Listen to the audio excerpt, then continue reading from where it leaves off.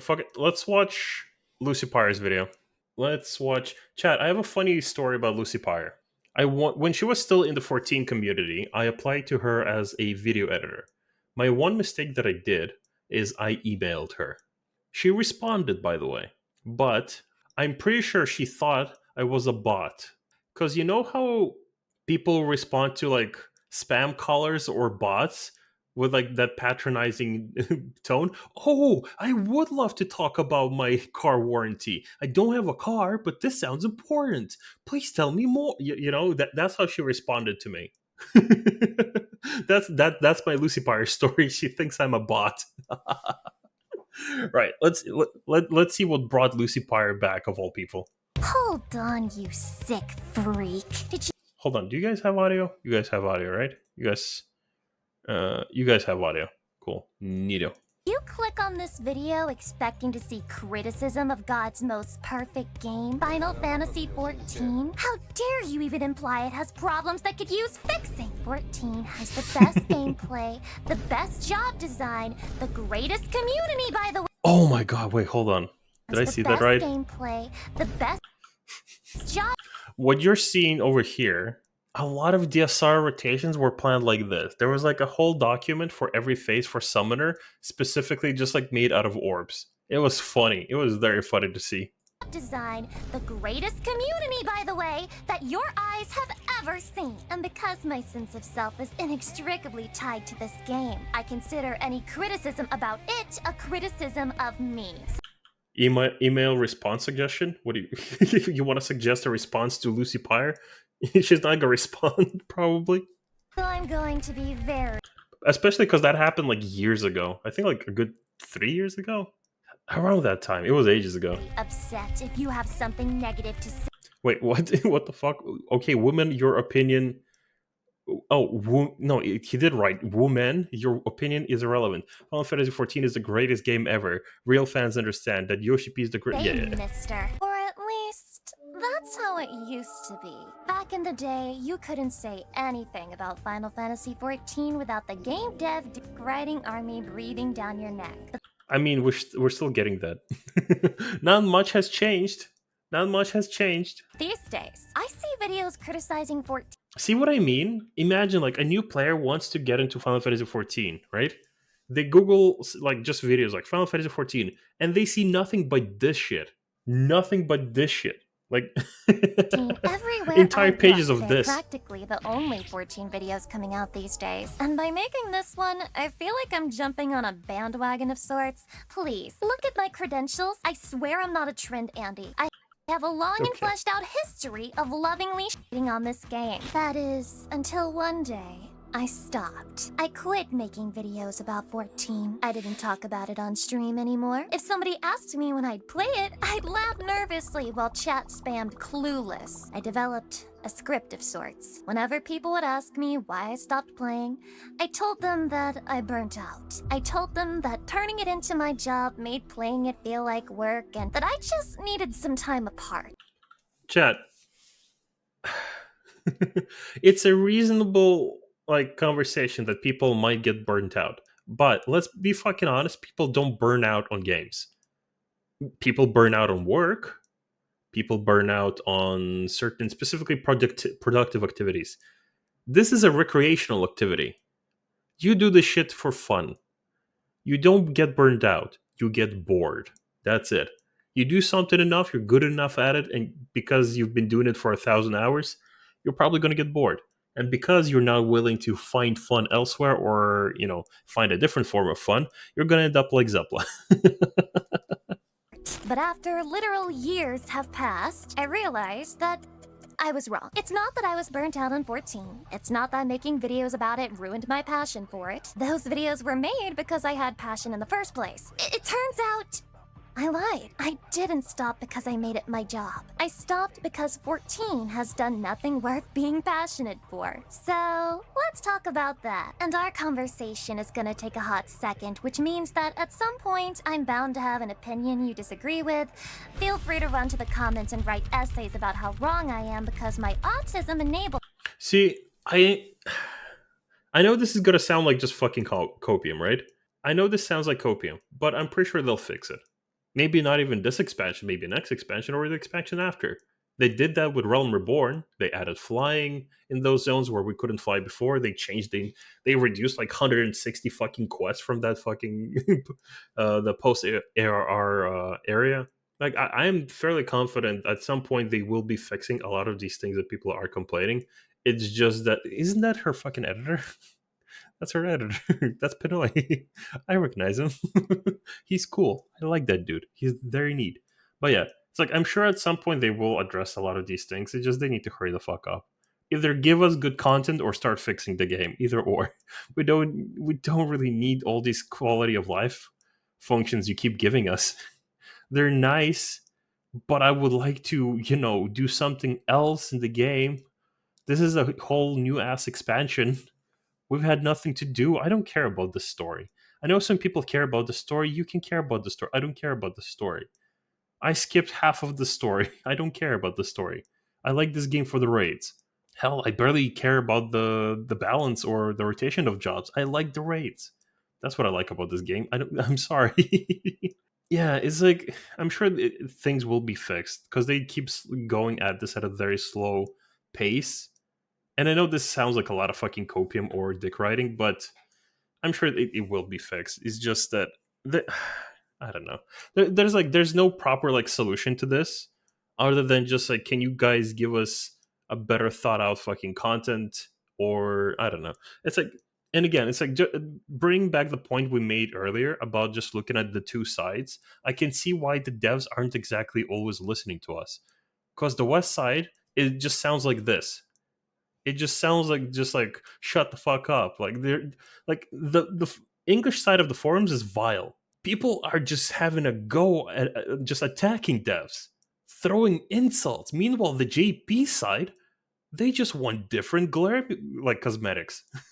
They want different gardening tools for their fun little house. There's two sides. One of them is more polite. The other one is very fucking loud. We are the loud ones. In case that wasn't clear. It's like I can see why they're getting mixed messages. I don't know. Couples need to enjoy reading unhinged manifestos about Final Fantasy XIV. Just keep in mind that despite popular opinion, I don't want the game to die. I want to see it rise out of this slump and go back to being the joy to play that it once was. Other than that, there will be very minor and vague spoilers for the story, so if you're a huge stickler for that, you might want to head out. Or don't. I like when people cry about spoilers they were already warned about. It gets me all hot and bothered. Oh Ew. yeah? You didn't know that they Oh, fight God dragons damn it. in Heavensward? Keep going, I'm almost there. Anyway, no more preamble, roll the damn clip. If I'm gonna talk about the problems Jesus with this Christ. game, I have to start with the game direction. 14 is not a difficult game and never really has been, which means I'm saying a lot when I have said this before. Believe it or not, it's not a hard game. The raids are also not very hard. When you think about it, the biggest obstacle in this game is other people. I tell you that the game has been gradually dumbing down, simplifying, and streamlining gameplay so that the player virtually never experiences failure. Let me put this in Joseph Anderson terms. If Elden Ring had a problem with making things too difficult to keep their reputation of try-hard gameplay alive, then 14 has the opposite problem. 14 wants to make things piss easy. Remember when people complained that Shadow of the Earth Tree was too difficult? Yeah, good times. I'm treating this the same way now. People complaining about Shadow of the Earth Tree being too difficult, and people complaining about Final Fantasy 14 are the same people to me now. It's just kind of just like they're just complaining about nothing. They're just complaining about nothing. There are people who are just having fun in the game, or if they're not having fun in the game, they just do something else, and they're just not making a big fucking deal about it, right? And there's people who just fucking complain and just yap yap yap yap yap. I get it. Like there are things to not be happy about. I understand that. I generally do. There are things I don't like in the game right now. But if I got nothing to do in the game, if I decided to not finish through, if I decided not to, practice anything for the next upcoming tier, I'm gonna go play Elden Ring. I'm playing Elden Ring right now. I'm going through a new playthrough. I don't know. I'm still finishing Hades. Hades 2, to be specific. So that even a paraplegic chicken with Alzheimer's can keep up. Sorry, what the fuck did she say? reputation of try-hard gameplay alive, then 14 has the opposite problem. 14 wants to make things piss easy so that even a paraplegic chicken with Alzheimer's can keep up. Trust me, I've broken into Square Enix headquarters and I've seen the chicken. It's crazy shit. Chad, I've seen the hold up. chicken. It's crazy. Chad, I don't use the term "that's a fucking unit" often, but that's a fucking unit. Shit. This stretches into every part of the base game, including dungeons, raids, hell. Even old content isn't safe. They've been sent to Yoshi P's veterinarian practice to be declawed, defanged, and of course, utterly fucking neutered. Let me give you an example.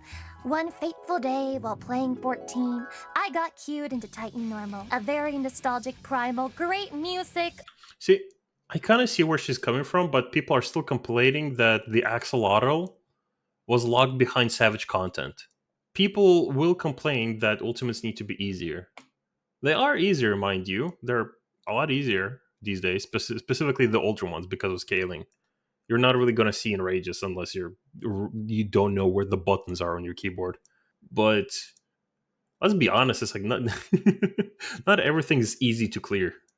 Overused chicken nugget memes, but I can forgive him for the sins of Larry Zor. Now imagine my surprise when the new player fell off the edge, and 3 seconds later, I was able to res them. Right! Oh yeah, they fixed that. When did they fix that? In At the end of Shadowbringer, I think. Because when Titan was still Unreal, we still had that if you fall off, you couldn't res. They did change that later. I can see why, because this is not high end content anymore. This is an old fight now. I can kind of see why. 6.2, 6.3. Yeah, Titan was like the very first. No. That's true. It was the very first Unreal that we got. Either 6.2, you might be right, or 6.3. Either or, I don't remember. I remember that I fell off and I couldn't be arrested. I remember that. Either they changed it during that patch. I don't remember, honestly. It's been a while. I forgot having unique mechanics in fights might be too difficult for new players. So glad that's gone. And then I got the Airy as my dungeon. And in the fight against Nidhogg, I realized there's no more Estinian there. I guess the devs thought casting Cure once or twice on him was too hard for the healers to handle. See, I don't mind Estinian being there. But I wish Estinian, similar to Harshifon and DSR, I wish we could target him a lot easier rather than just needing to find him. I mean, I get it. You can click on him, put a focus on him, but not everyone's that efficient and organized to even do that. It sounds simple on paper. Not a lot of people got to do that though. Never mind how that fucks with the lore or emotional impact. Just get rid of any failure point. It's too risky. What's really ironic and funny about this? These are old dungeons, to be fair.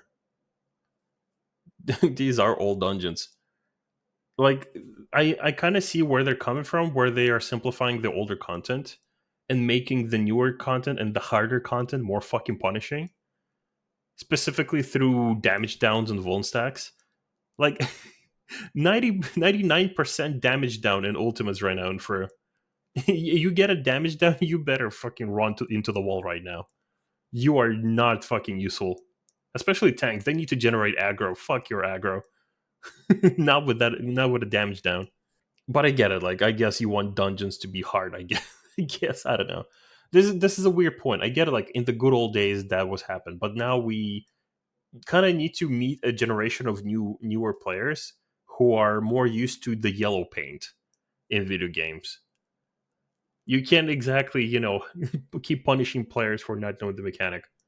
Is that they've Especially a fight that has like multiple fucking phases, like Titan. tried to backtrack recently. Don't get too excited though, it's the bare minimum. They made the new level 90 to 100 dungeon. And though, to be fair, the Estinian thing, it should still remain. In my opinion, I think Estinians should still remain. Because they should learn specifically that sometimes there will be a target that you could heal on the field. But they don't really teach you that because it's not a very common mechanic. I can kind of see that, like the ins and outs of this, but I feel like it's just semantics at this point. a bit harder than they were before. Stress on a Because remember, actually, she has a good point. Remember how at the start of Dawntrail, everyone fucking complained how difficult the new dungeons are. Are we actually fucking serious? That these dungeons are hard. Not stepping into the big gaping hole in the middle of the arena. That's difficult. Let's okay, gotcha. Cool. bit. Not hard enough that you can't figure it out in the first run and then never have to think about it again, but still, that's progress, right? Well, in my opinion, it's too little and way too late. Now, the case for why is hard to crack, but after decades of research, I think I know the answer. After snorting my 10% off with code LucyGamerSubs powder, I astral projected myself straight to Japan to play 5D chess against Yoshi P himself. My 1 million IQ mind translating his Japanese to perfect English before the words even left his mouth. And after 10 hours of pure strategy, I placed him in checkmate and was bestowed with the information, the secret agenda of— it was for money. It really is that simple. If game easy, more people play game. If more game is play, then more is money. Shareholder happy. Yay. She's not wrong. No, she is like both correct and not exactly correct. It's like not every like if they wanted money, they would add battle passes or some other weird shit that you can specifically buy in game. Like they would specifically add the shop inside the game and not on the external fucking website. Like I even have a story. I had this FC member. For sake of the story, I'm just gonna call him Alex, right? And he was a newer player. He played the game, etc. Like he collected some things. He was a dragoon, Hrothgar, all that good shit, right? And at some point, he was max level already. We did some content, did some extremes, and then like I Fantasia. Obviously, I Fantasia. I'm not addicted. I can quit at any point I want, but I Fantasia. And then he's asking me, "Wait, how did you change your race? I want to change race." And I said, "You just go to the to the 14 store online." He found the store. He on his first fucking time he spent over like $200.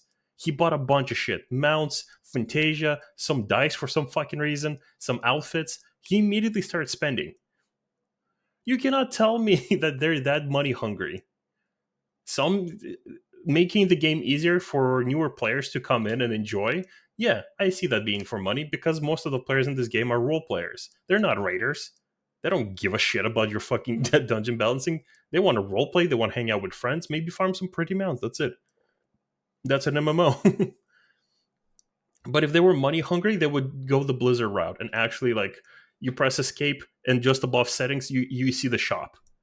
Actually, hold on. Let me go in game in case anything changed in the last like 5 minutes. No, there's still no shop. That might have sounded like a joke, but I'm actually serious. Maybe I'm missing something. I don't check some of these things, but like, yeah, they would have just literally added an in-game shop like Lost Ark or any of those other games if they were that money hungry. Yeah, definitely want to tap target NPC. Hated 70 Scholar Job Quest. It was heal 3-5 NPCs for 10 minutes. What are we talking? Sorry, hold on. Tap target NPC hated. You don't really even tap target. You can't even target them unless you click on them. That's why if you have like one extra target that you got to heal, you select them and you put them on focus. But yeah, they need to kind of teach some of these mechanics a bit better because like right now they did remove Estinian, meaning the only meaningful place where that mechanic still works is in fucking DSR with Harshafund. And that mechanic is silly. I love that it gives healers a specific important role, but it's silly. It's not stupid, it's silly. That's like the only way I can describe it right now. It feels like these game devs are truly terrified of losing your sub, and that means they're scared. If they were terrified, they'd be listening to the West right now. They would not be changing like a lot of things. All the complaints we've had, they would have been like already like accommodating with them for us. I don't think they give a shit about how many subs we lose. I'm pretty sure like they're not that scared. They are like adding trust to all dungeons, to all the like story based like extremes, dungeons, savage fights. They not savage fights, raid fights specifically. Actually, is there trust for raid fights? I don't know. Actually, I know there's for not extremes but normal trials. But yeah, like I another option is that they're making this game soloable. That you're able to solo the game and play it specifically like as a single player game. There's a reason this MMO has a fucking new game plus mode. I don't think they're simplifying specifically for, you know, baby players to give us more money that they don't have. None of the raids. Okay, yeah. So I am bugging a bit, but yeah, it's like I'm just the only thing I can kind of imagine. They're just kind of like making sure that the game is safe to play as a single player game because it's still a mainline Final Fantasy 14 game. That's like at least like I don't know copium, but I like if we would specifically say it's they're doing this for money, there's better way to do this for money. There's give us a discount on Fantasia once a month, like every 1 week per month. Give us a discount on Fantasia. Money's gonna keep rolling. We're gonna sponsor the next of like Forspoken, whatever the fuck other shit game they're gonna make. They're slowly turning it into a half phone game. They already got a mobile version. You're not wrong there. Ultimate with Trust went fucking never. I hope. God, leave me the ultimates. Let me clear them before you actually add bots to that. Actually, people already play like bots, so Scared of anything that might drive off a new player. Anything that might take away that hit of dopamine that keeps you playing in the first place. They never want you to experience a negative emotion while playing their game. So what do? They take out challenge. They ask less of you. They give everyone the tools to survive. is that why they killed Papa and Limo for the dopamine? Sorry, I'm salty about Heaven Sword. Just a bit, just a smidge. So that if the healer is a literal toddler banging on the keyboard, you can still finish the duty without kicking them out. Why do you think Tenchi Jin was changed? Why is Black Mage getting more and more instant cast? Why did they decide pressing Kaiten before Midare was too difficult? Why? Okay, so Ninja, I kind of get. Ninja, I kind of get. They needed to adjust some of the things specifically for the fights. Stupid decision. I'm not disagreeing, but I kind of see why they changed Ninja. Black Mages as well. I kind of see it. They don't want people to keep hating Black Mages for how fucking static they are inside of my raids. And then Frosty's gonna talk about me for another 2 fucking weeks, right? Kaiten, though, what the fuck? I don't know. Kaiten, to be fair, was kind of useless. It was just there to, I don't know, use resources. But so is like the resource spender right now. It's like that whole mechanic is kind of pointless because it doesn't really function as anything right now. Give us like a samurai fell cleave. Make Midari cost 50, whatever the fuck Kinky it's called or whatever, right? But I can see why people are unhappy about Kaiten specifically. But on the other hand, it's just that whole rotation, that specifically that part of the rotation is just kind of stupid to me. Like, why even have a gauge? You either you use it on one button every 2 minutes, and that's it. That's it. Why else would they refuse to nerf Picto despite how unhealthy its numbers turned out to be for the endgame? If a job requires skill, it might drive the shitters away. And Square Enix can't have that. But their idea of making things easy to keep players is flawed. And to my shock, Yoshi P agrees with me. There's this nice little quote from him recently where he talked about how if a side-scrolling game doesn't have holes to fall into, then there's no fun in playing it. I tell you, viewer, I cried tears of joy. Finally Yoshi understands. He's gonna do it, guys. You know what's funny? People that like get excited about some of these changes, it doesn't fucking affect them. Not having a go at Lucy. Lucy has, I'm pretty sure Lucy cleared more Savage Fight than Zepla. But some people like that I've seen content creators. Again, I'm not just singling out Zepla. Some of these people need to shut the fuck up. If you're complaining or celebrating content you're not even doing, shut the fuck up. Shut the fuck up. Honestly, Black Mage changes. I want to listen to Sphia and I want to listen to Explosion because they are known Black Mage mains. I want to listen to their fucking opinions. Not half of these people that I've literally had to vet myself just to find out they're shitters. They're lying. They're just copy pasting same fucking buzzwords from Twitter. I don't give a shit that Svea was in drama and he cheated on a girlfriend. His fucking life is not my problem. I want to talk about the game right now. Who gives a fuck? Oh no, relationship drama. Anyway.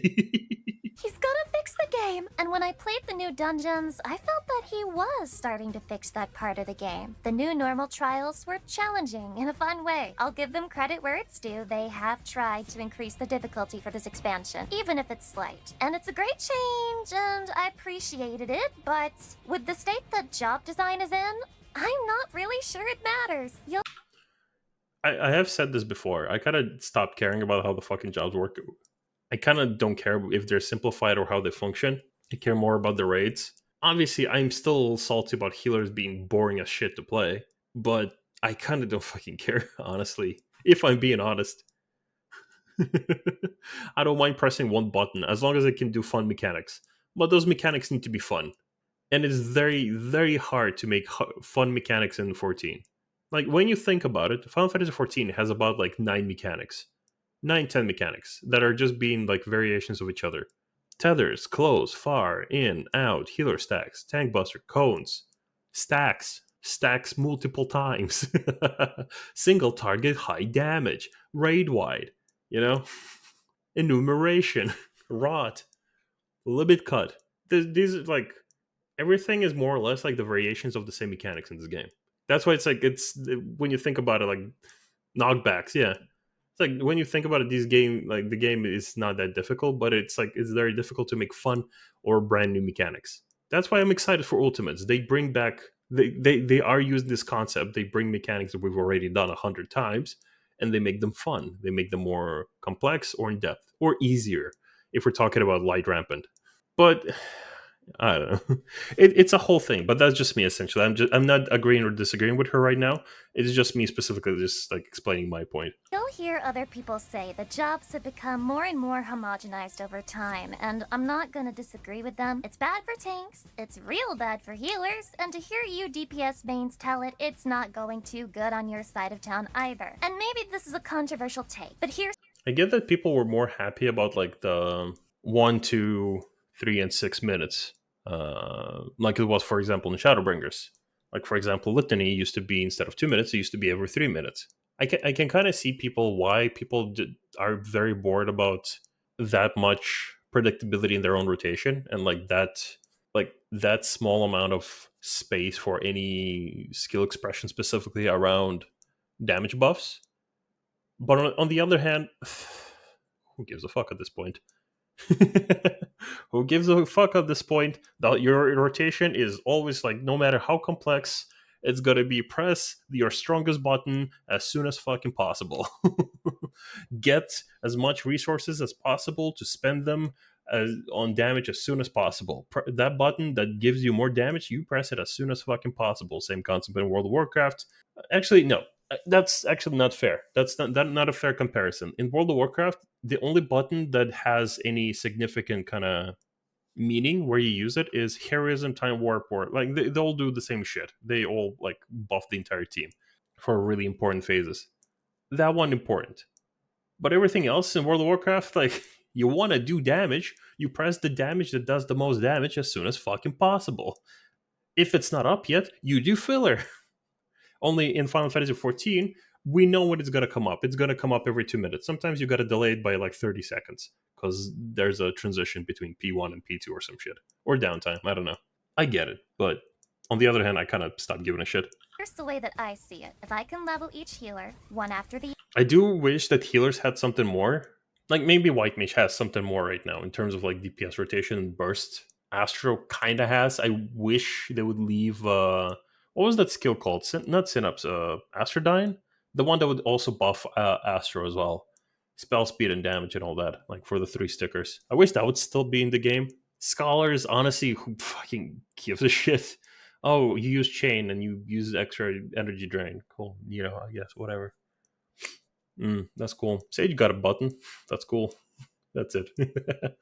I wish there was a bit more fun, specifically at least for burst windows for healers.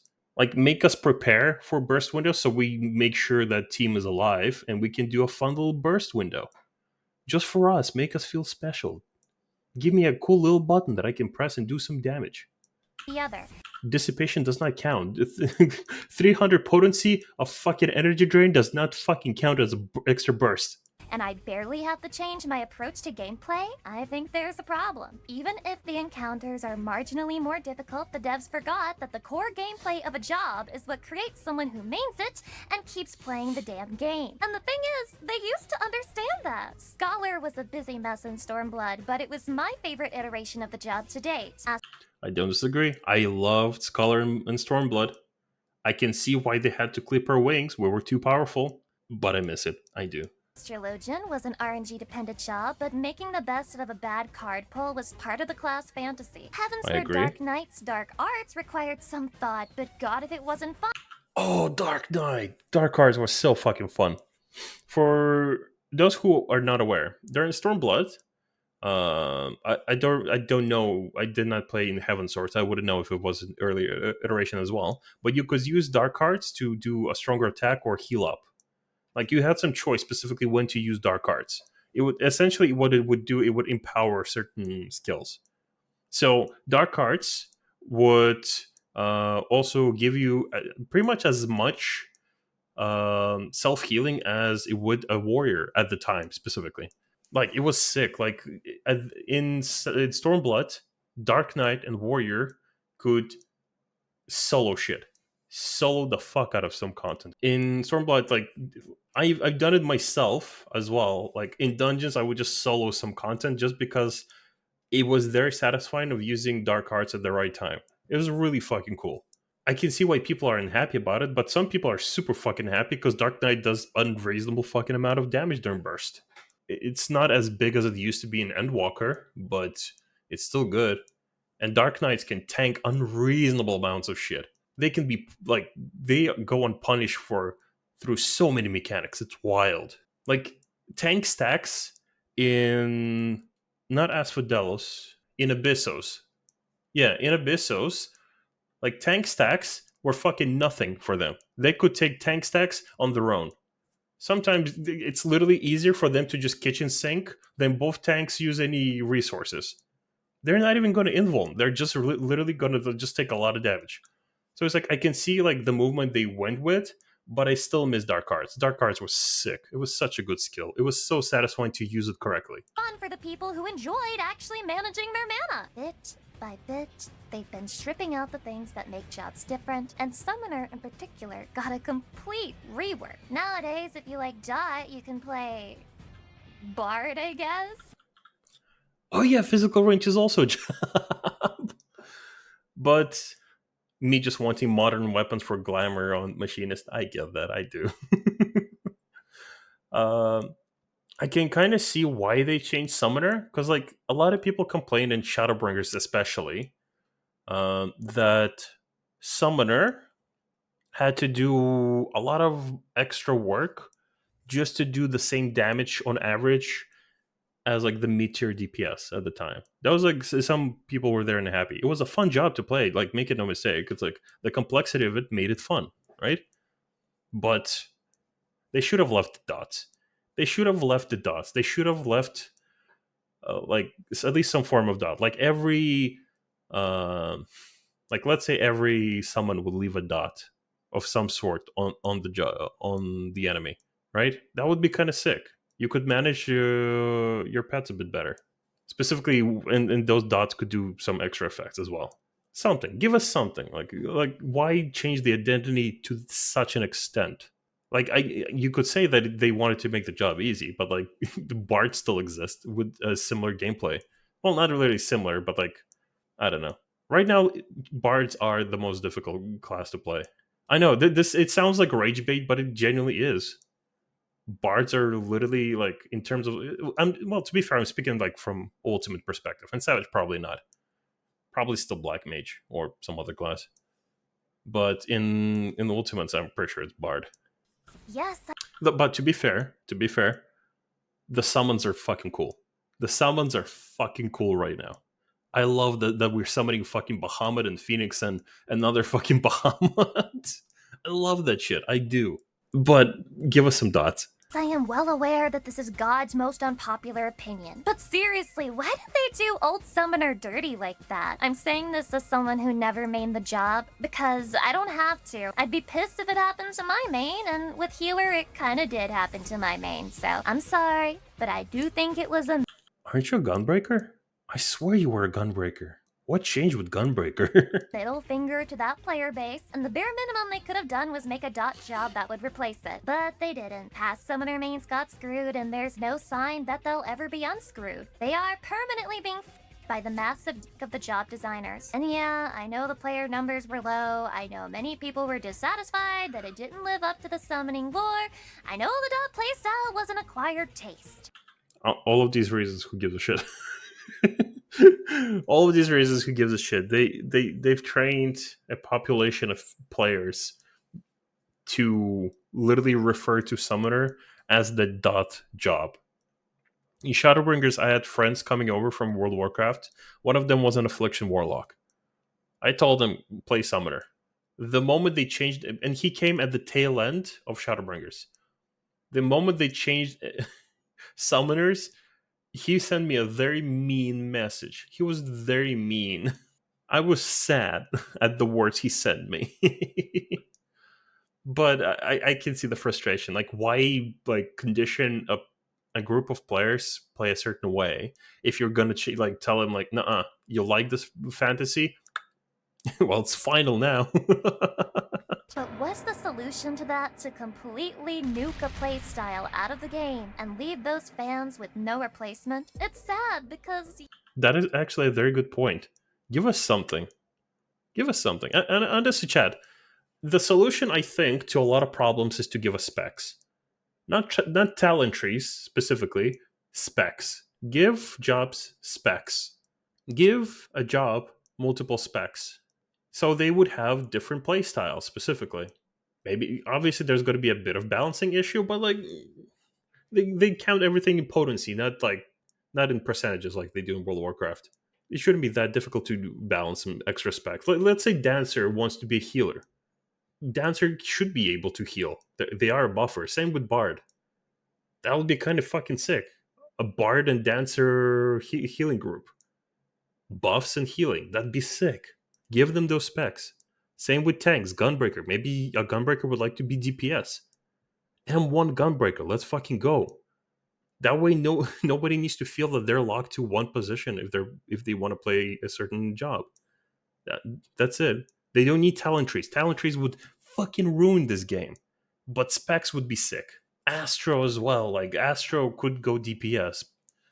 White Mage, honestly, if I'm being fucking honest, White Mage should be able to tank.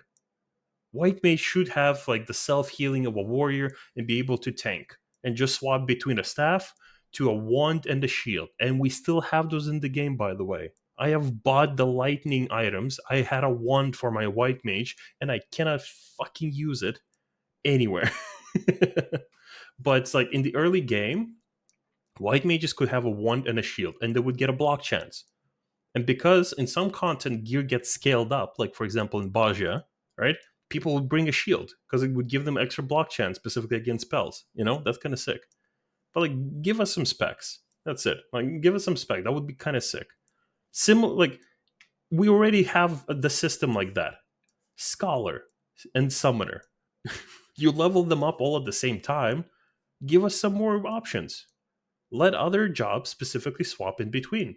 I don't know. I'm ranting about something that's not very related anymore. they could have done things differently. For example, maybe a little less funding into the scam known as Blue Mage and a little more into creating another Arcanist spinoff?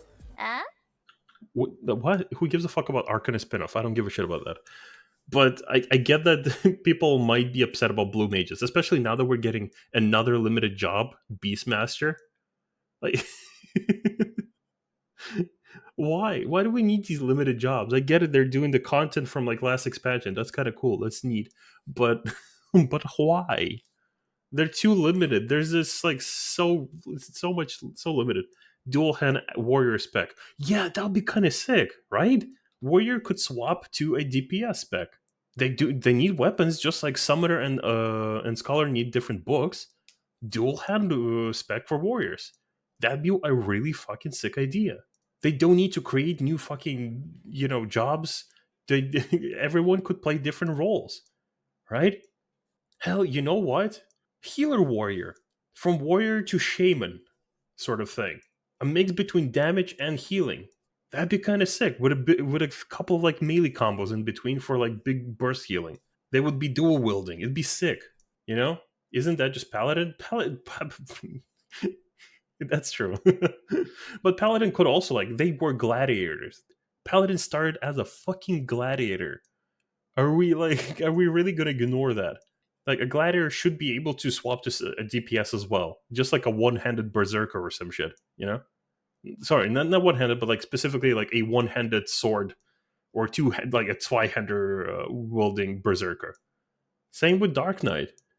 Like Dark Knight should be a caster as well, warlock or some shit. They should be able to cast some fun spells. You know what, Chad? We're onto something. You know what? I'm Once we finish this video, maybe actually tomorrow when I'm going to be streaming again, we're going to make a plan about what specs what job would be. That would actually be a good fucking idea for a video. Not just like for content, but specifically as a discussion. That would be a sick fucking suggestion. Like to push like towards the devs. Like, why don't we just have specs? You don't need to invent new shit for us, new classes. Just have the ones we have right now, but give us new specs. You don't have to give all of them specs immediately. Give the specs to a couple of jobs per expansion from now on. Actually, no, like three, like at least three jobs. Otherwise, we're going to take ages. But like, give us some more, right? This is a meme video or genuine critique. Both. Both. Uh? No? We're gonna keep making limited jobs? Okay, I guess I'll go kill myself. But time and time again, the devs have shown that they will choose the path of least resistance. And what they replaced Summoner with was by far the easiest job to play in the entire game. Sure, having a couple jobs that are brain dead isn't a bad. Actually, she does have a point. Specifically running to another like subclass for Arcanist. They could possibly have another job that specifically has dots that stems from Arcanist. Give them like a third spec. That's kind of actually a good idea. Give them a third book. That would be a fucking hell to make more weapons for, but like that would solve a lot of problems. Bad idea, but you went and replaced one of the sweatiest dot time optimizing spreadsheet maxing player populations with that? But even this is nothing in the face of the greatest consequence to making everything easier to play. And if you're a healer main, you already guessed it, the total death of the Trinity system. And no, I'm not talking about the religious one. Let's think about the general premise of the Trinity. You have tanks, healers, and DPS. DPS and healers can't take damage for shit. So they need tanks in order to not get DP double-fisted by any roided chocobo that looks in their general direction. Tanks need healers because even though they're the swinging schlong alpha podcast Chad of the team, they're only human. They can take more hits, but that doesn't make them immortal. Of course, DPS need healers because 90% Oh boy, we're going there, aren't we? We're definitely going there. of them suck at the game and they need someone to wipe their ass for them, as is the law of any MMO. And finally, tanks and healers need DPS because they don't want to spend 2 hours throwing cotton balls at the enemy until it finally keels over. And up until Shadowbringers, the Trinity was alive and well, gently suckling on one another's teats in the most beautiful little throuple you've ever seen. Ew. Ew, brother. Ew. Brother, what's that? Brother, ew. Brother, ew. That all changed when the Blood-Wedding Nation attacked. Do I jest? Only a little bit. Warrior is far from the only problem with the Trinity system right now, but it was the first big blow. And Yeah.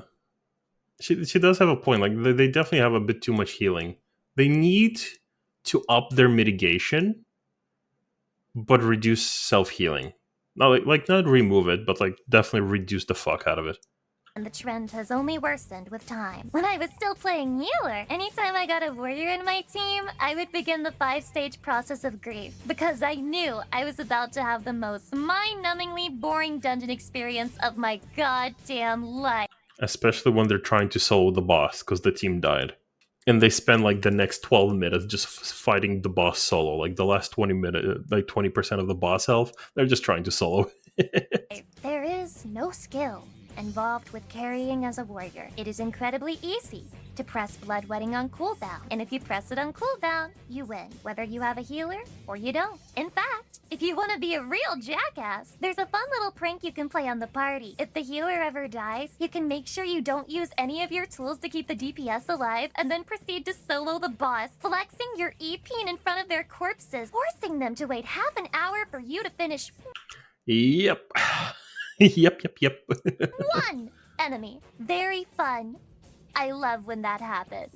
And if the warrior is sentient enough to use their healing tools on the DPS, then it's straight up optimal to ignore the Trinity and run a dungeon with a warrior and 3 DPS instead. After all, DPS is king in this game, and for whatever reason, Daddy P has decided that healers should have the least of it. Nowadays, She's not wrong. Like, if I like, actually, let me double check if that is still the case. There used to be groups. There used to be groups that would do speed runs of dungeons. Um, Yep, look at that. Paladin, Warrior, Vipers, and Pictomancers. You don't need healers. You don't need healers. Like, you don't need healers. this warrior isn't the only problem child. This plague of adding cracked healing tools to non-healer kits has only festered. Paladin also has incredible self-sustain, Gunbreaker has respectable self-sustain, Dark Knight is... okay, well, there's an exception to every rule, but the point is, the plague... Don't feel bad. Dark Knights can tank a lot of punishment, like I mentioned earlier. They don't have a lot of sustain, but they are giga tanky. They're really good. That's why I was super excited when they first released the concept for Sage. Yeah, we all we all kind of thought that that concept is gonna go too far, because this is still 14. That, like, just DPSing and passively healing is just not that great. And people who did say that's a cool concept, they're not doing anything with it. Like, it's an OG city to swap your Cardia and try to heal someone else. Are they gonna do it? 9 out of 10 sages don't. I did it, but then I realized that my just like general cooldowns I'm using during the fight are gonna do all the healing I need for me. Hell, I'll fucking use Caracoli as a regen spell, right? Sorry, regen cast.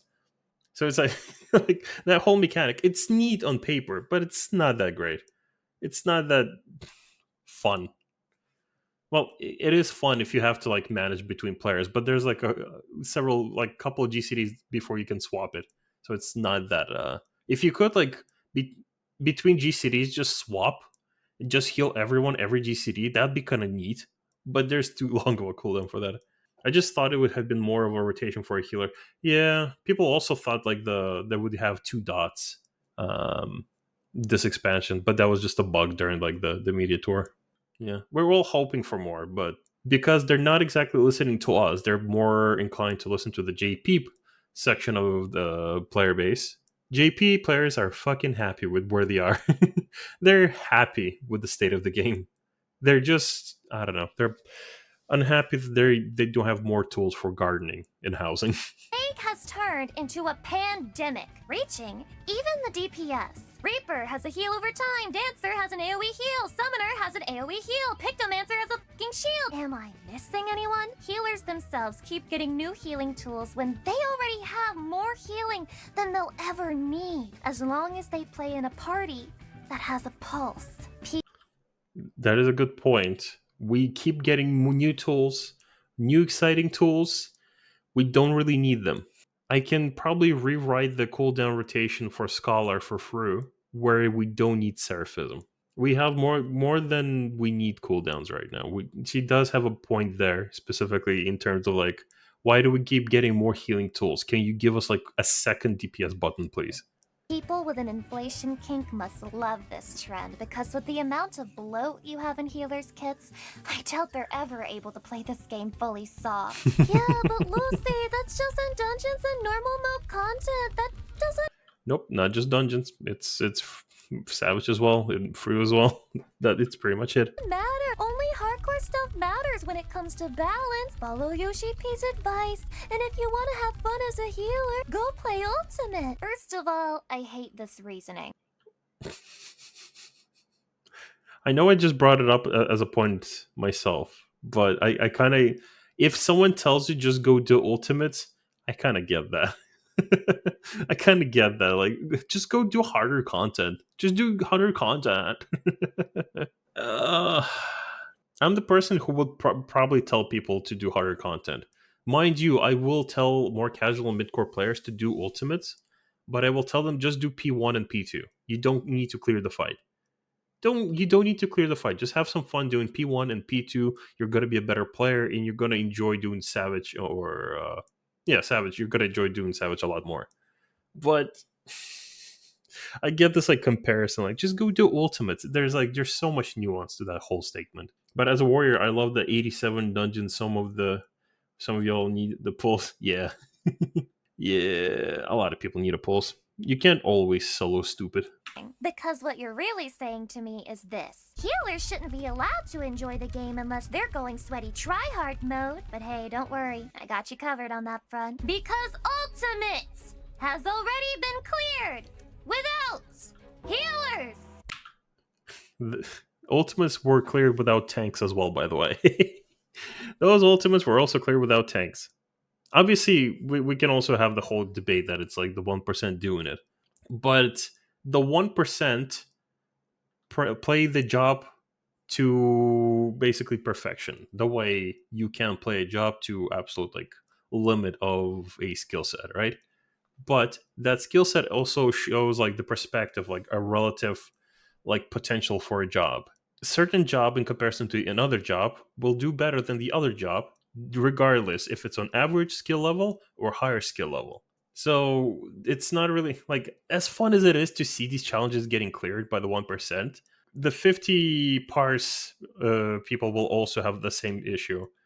Like when the balance difference was major between Dark Knights and Paladins, people felt that on all percents, not just like the top 1%. Dark Knights could chill the fuck out for 1 minute in a 10-minute fight and still do the same damage as Paladins. That's going to be the same shit regardless of your skill level, because they're all going to be like performing the same at that percentage, just in terms of like relative potential to a player.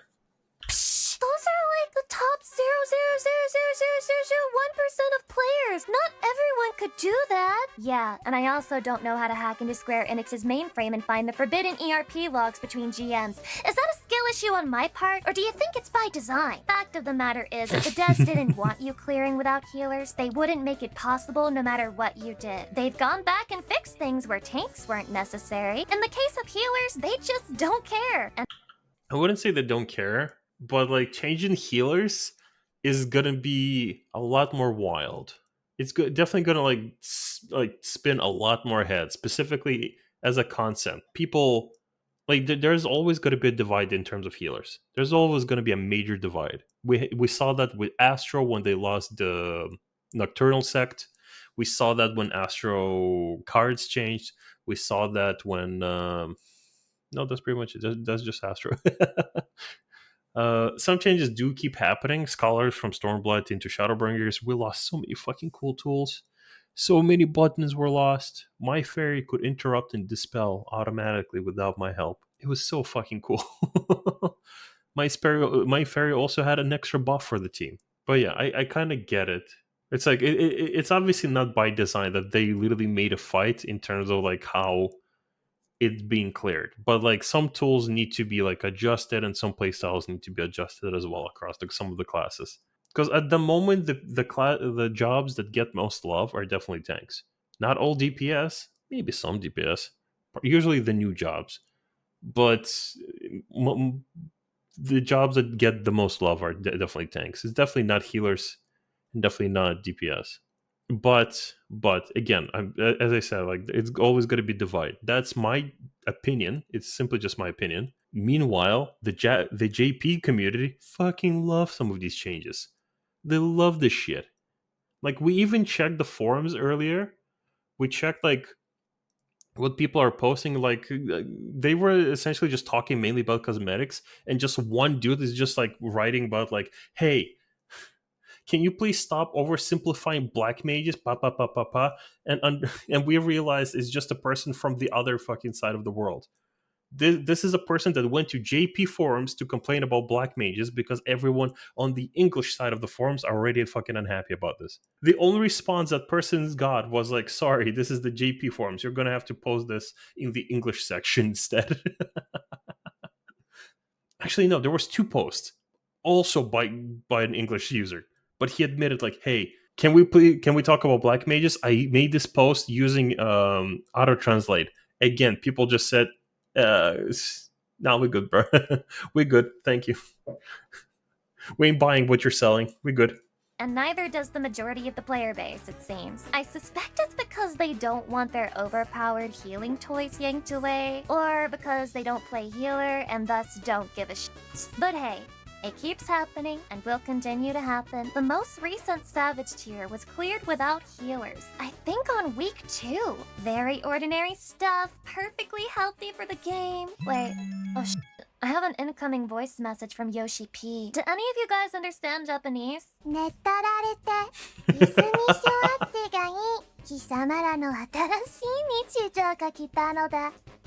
Perhaps unsurprisingly, healers don't like Yoshi's cuck chair. In fact, healer disappointment has reached such an insane level that there's a thread on the official forums with over 1,000 pages. Is it actually still 1,000? Is it actually 1,000 pages? Because if we generate 1,000 pages of bitching, there you go. It actually is over 1,000 pages. Holy shit, we are relentless. We are just, oh my god, it actually is 1,000 fucking over 1,000 pages. We are relentless. But you know why I don't give a shit? Because I have a whole series of videos specifically talking about the nuance of the healer strike. I tried to support their cause in well, within reason, to be fair. I did had a lot of discussions about healers. I have a 4-hour fucking video of me talking and replying to the comments specifically on the topic of the healing strike. And that is the edited version. 4 hours. Nothing fucking happened. People who claim fucking healer strike, I still saw them in Party Finder. I still saw them in roulette. I recognize those fucking names. They were full of shit. They were full of fucking shit. They wanted their instant queue. I recognize those names. That healer strike amounted to nothing. Those bitches lied to me. Obviously, some people still feel strong about the healer strike and the healer state. I understand that, but most of those assholes betrayed me. They are just talking shit. That thread does not matter as far as I fucking care. It does not matter. Those people are just talking, talking, talking. Nothing came out of that fucking healer strike because nobody went on healer strike. Players are pissed, and the devs have been turning a blind eye to it since 5.0. 5 years. 5 years healers have been left in this state with no promise of balance or even changes to their DPS kit to at least give them something, anything to do while the warrior main solos by breathing. And again, it's like I get that it's only a strike if you're actually needed. That's true. I guess you're right. In my opinion, the black mage changed decent. The 0.1% babies, the sunk cost fallacy hit him hard. I don't know what that sentence means. What are you saying? God, I lost my fucking train of thought. What was she talking about? Hold on. Left in this state with no promise of balance or even changes to their DPS kit to at least give them something, anything to do. Oh yeah. So I kind of see why they're not making any drastic changes because there's actually a whole divide. Because of the research we literally did earlier. Again, it's like if anyone doesn't trust me, just I'm probably just gonna upload the earlier video about me specifically doing the research, or just watch the VOD, or just do the research yourself. Go to the JP forums, auto translate that shit, and then go to the English forums. The people do not care about the same things we care over here. Do you think the Japanese developers are going to be, pleasing the gaijin? They don't. Like 3 continents of very loud, annoying people are yelling, "Wah, wah, give me the bink. I need to poop my pants," and other shit. Wah, healer balance. Meanwhile, the JP are literally referring to healers as green DPS. If you want more DPS, why don't you just play the red DPS instead? But I can see why they're not making any drastic changes. But it's like we're not getting anything. We're not gonna get anytime soon. At least nothing that will make everyone happy. There's always gonna be a big fucking divide, just like it happened with Astro. Some people fucking love the new Astro because um, it's more reliable in terms of like rotations. You can actually make a timeline now instead of just relying on fucking cards or whether or not you're gonna get king or queen. Sorry, not king and queen. What are those fucking no queen and king? I don't remember. No, sorry, fucking lord and am I actually brain dead? Hold on, lady of crowns. I am actually brain dead. How did I not lord and lady of? I'm actually brain dead. I'm not putting this in the video. Nobody can know my shame. How did I not figure out lady? What is wrong with me? But yeah, it's like before you would be fishing for Lord for DPS or Lady for healing. Now it's a bit more reliable in terms of like how people plan the rotation. Like I played with an Astro during like the first iteration of my, sorry, the second iteration of my Free Static. She was amazing on Astro. She planned every fucking card. Like every time I would spread low, I would see a fucking card on me that increased my incoming healing to increase that fucking spread low. Her mitigation wasn't fucking point. Those cards were fucking beautiful. She was great with it. I don't know if she prefers the RNG or not, but like the way she played was, I love that shit. I love the reliability of an Astro now. While the warrior main solos by breathing, and if I sound gamer rage mad, it's because I am. I loved healing in this game, goddamn. But I was obsessed with it, talked about it all the time. Hell, I started my fucking career over it. So, yeah, pardon me if I'm a little pissed, but I'm not going to apologize for having passion about a game I've put years of my life into. The devs have two choices if they actually care about fixing this. Again, there's I, obviously I'm gonna be just talking into the void right now, but it's like we're gonna keep referring to this like this needs to be fixed, or the game's gonna die, There's gonna be gotta be a very healthy fucking JP community keeping the game alive, and they don't give a shit about our problems. As much as obviously, like I'm on the side of this, like I want it to be more fun to play healer, but fuck me, the demands and just being annoying. Like this is not at Lucy Pyre. Lucy Pyre made a great fucking video here, but like a lot of people are just being annoying, just crying into the camera for content right now. Like it's even people who don't fucking have an idea about healing or black mages. They're not gonna listen to us. They're just gonna think we're really fucking annoying. They can either bring the roles back into balance with one another and restore the Trinity, or they can admit they hate dealing with healers and just axe them entirely from the game. I'd take either one at this point. At least that would be proof that the devs have a direction in mind and that they're pursuing it with confidence, but for now, we're left with wishy-washy healer kits that only ever get fun when the party is really, really bad at playing the game. And considering how easy the content is, yeah, that usually doesn't happen. But I don't see this metaphorical genie being put back into the bottle. I don't think these devs are strong enough. Now that they've given tanks and DPS these strong heals, they're not gonna take them back. Like they're saying DPS got strong heals. I understand that Samurai now heals off of the third eye, or whatever the fuck the skill's called now. And I understand that Bloodbath now has reduced cooldown. And so does, Second Wind. Chat, show of hands, how many of you know a DPS that actively uses those skills and doesn't die to lack of healing, despite having these tools? Not a lot, right? You can lead a horse to the water, but the horse will not eat the glue. I don't know what the fuck the saying was, but it's like people still don't use those tools. It's not part of their rotation, so they're not gonna use Bloodbath or Second Wind.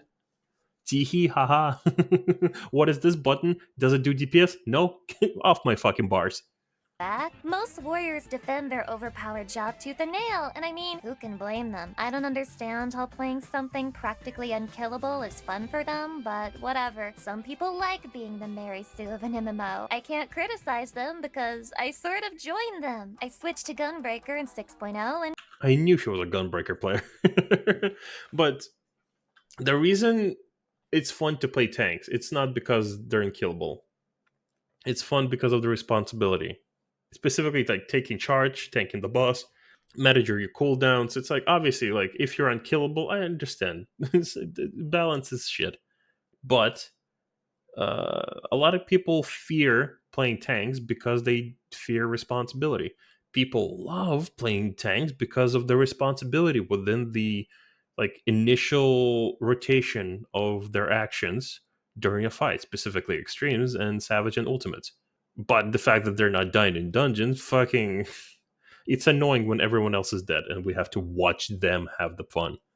God, can I play the game that I paid for? I wish. And didn't look back. The tank role as a whole is broken and receives constant glazing in the form of buffs, overpowered kits, and special mounts they get just for doing duties while existing as a tank. I figured, why continue being a second-class citizen when I mean, I know this is going to be a very weak point. White mages also have the mount, is what I was going to say. But then I also realized I don't give a shit about that mount because I never went and got it. I'm a I'm currently a quad legend. I've cleared so many fucking tiers in this game. I've farmed so many mounts. Till this day, I have not gone to whoever fucking gives me the white mage mount and I have not picked it up. I know it's easy. I know you just need to be a white mage or a conjurer and just come up to them and take the fucking mount. But I just didn't. I don't wanna. I don't care. And like obviously, like you gotta encourage people to play tanks. So getting those mounts maybe might be fun. Healers should also get those fucking mounts. To be fair, specifically the support roles should get should get some weird mounts as well. I don't care if they're going to be recolors of the same mounts that tanks got, but we need something. Give us yum yum. Give me rewards. Give me dopamine. I could just manage. Scholars, you know what they can get? They can get a big flying book. Give me that. Give me that. Give me a big flying book. Give me that shit. Job that the devs actually like. And I think this switching of roles is what gave me the patience to keep playing for the majority of 6.0 to 6.5. But it wasn't enough. And unfortunately for the players, and very fortunately for me milking the hell out of this video's time duration, the Trinity system isn't the only thing showing a lack of effort from the devs. Is that a T Perhaps weapon? Hold on. I just realized. Is that a T weapon? I can't see because there's barely any fucking pixel, but that looks like the T weapon.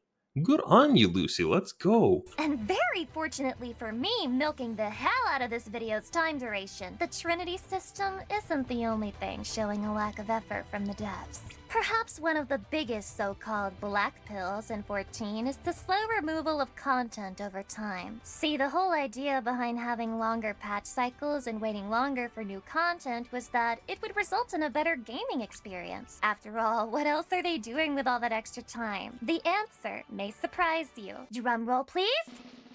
They've added a grand total of exactly less content than you had in a 3-month patch cycle. You know, when I've had a long day of hard work, I agree. I agree. Like, we have no fucking content this expansion. We have nothing. And I've complained about this multiple times now. Like, Dawn Trail has been fucking empty. People who like to raid, they enjoy that. I guess they tried to put like more of this raiding content and less any midcore to encourage people to actually want to raid and improve, because they did promise us harder content. But what the fuck? Like, what the fuck? There's nothing to do. We should have gotten our first criterion. Savage should have been unlocked months ago, like after the first like 4 months. Like we should have like gotten a lot of this. Tombstone should have been already uncapped. They're still not. It's stupid. It's so stupid. I hate it. I like the content I did, but so far there's also nothing to fucking do. We should have gotten so much more fucking content by this point.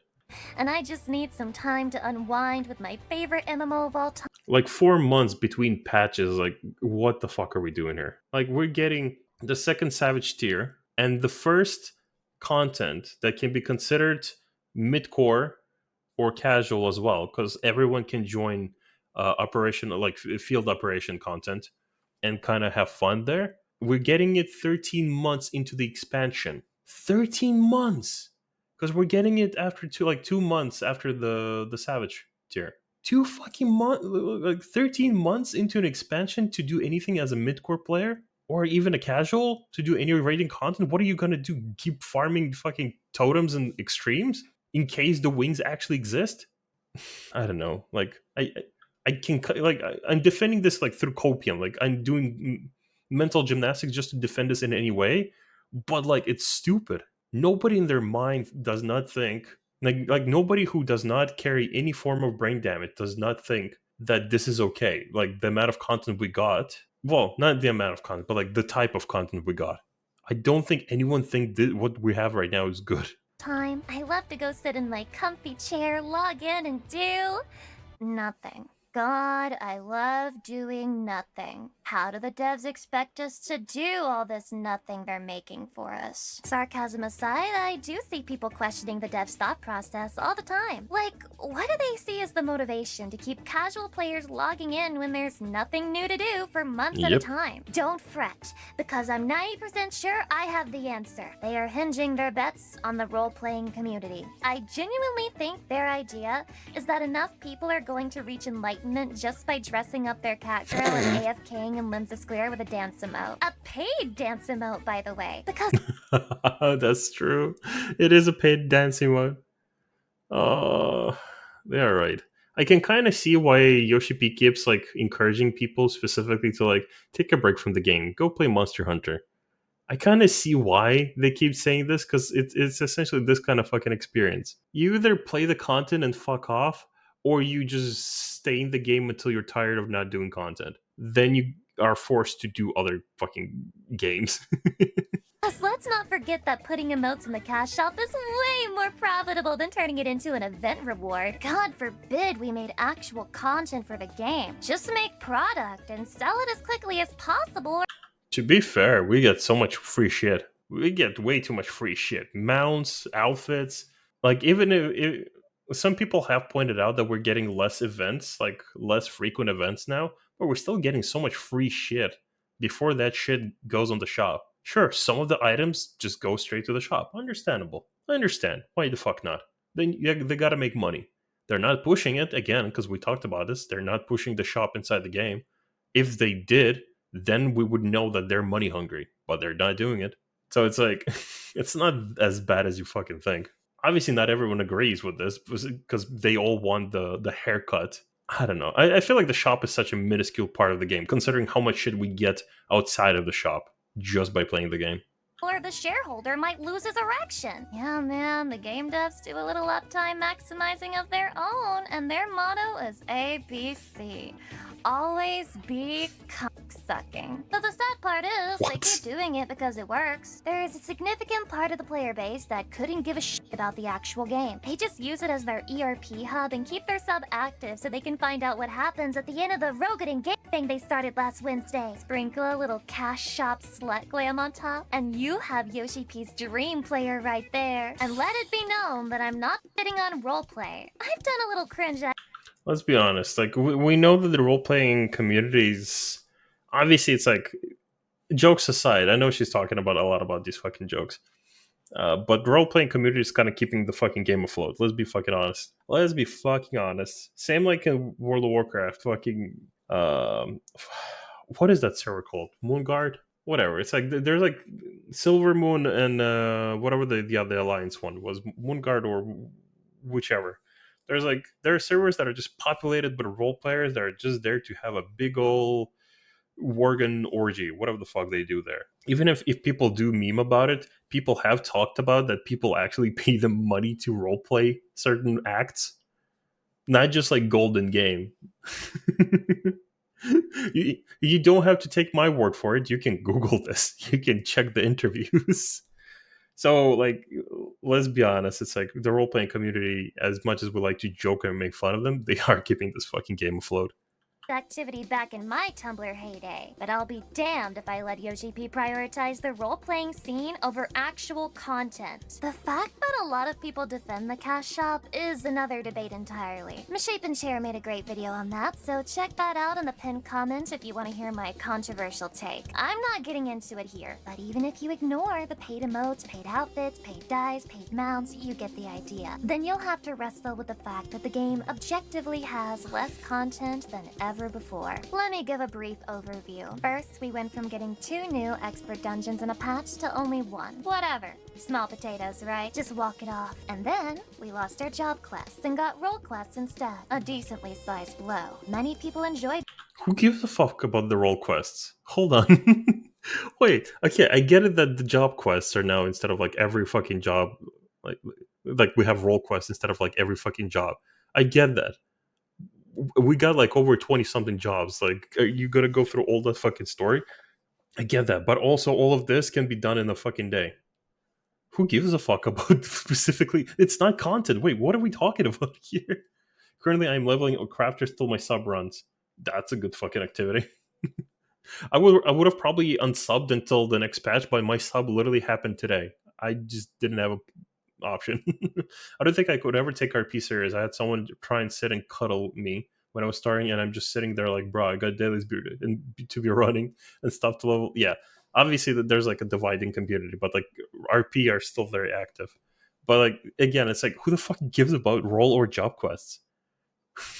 Like, who gives a rat's toss? them, and we would no longer be getting updates to the quests that embellish the job and class fantasy we were so drawn to in the first place. Were the role quests at least better written or longer? Not really, but I mean, there's so many jobs in the game. It's just story. Who gives a fuck? All story in this game, including the main MSQ, can be done in a day. I'm saying specifically expansion. So let's Dawn Trail, you can literally get all that fucking story done in a day, or a month and a half if you're Zepla. Because I have cleared the Savage tier, but before Zepla fucking finished leveling and doing the fucking finishing the story. So it's like the story is not content. Who the fuck does job quests as content? I guess it was too much to keep up with. And at least we still have our relic grind, right? Isn't that something we can spend a lot of time having fun with in game? Sorry, man. About those relics. Yeah, those are just tomestones now. Yeah, you can just buy it by running the same 2 dungeons in expert roulette over and over again. Sorry. Is that disappointing? Don't worry, guys. We're working on new content. There's just so much other content we're just. I get that people were unhappy. I, for one, who fucking loved it. Believe it or not, at Shadowbringer, I fucking hated doing 30 fucking Crystal Tower runs for one weapon. Fucking hated it. I understand you love grinding, you love doing content and passively getting like stuff, but like Crystal Tower was not it. I'm sorry. Like you can defend fucking grinds as much as you want. Sure, I get like maybe the Heaven Sword one. Stormblood, I don't fucking get. Honestly, I don't care. Um, but like for one fucking expansion, I am happy I got to chill the fuck out.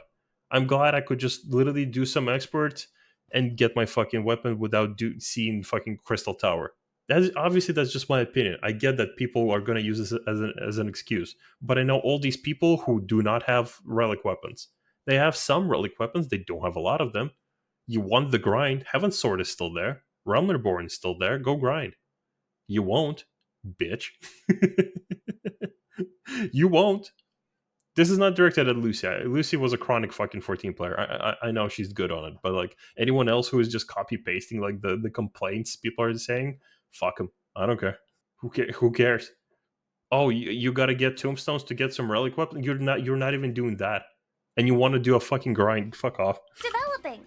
Can't you see? Look at how much content you have now! What are the new things we have? Well, we have Island Sanctuary, which turned out to be less like a farming simulator and more like a click and wait simulator. We also have Criterion Dungeons, which...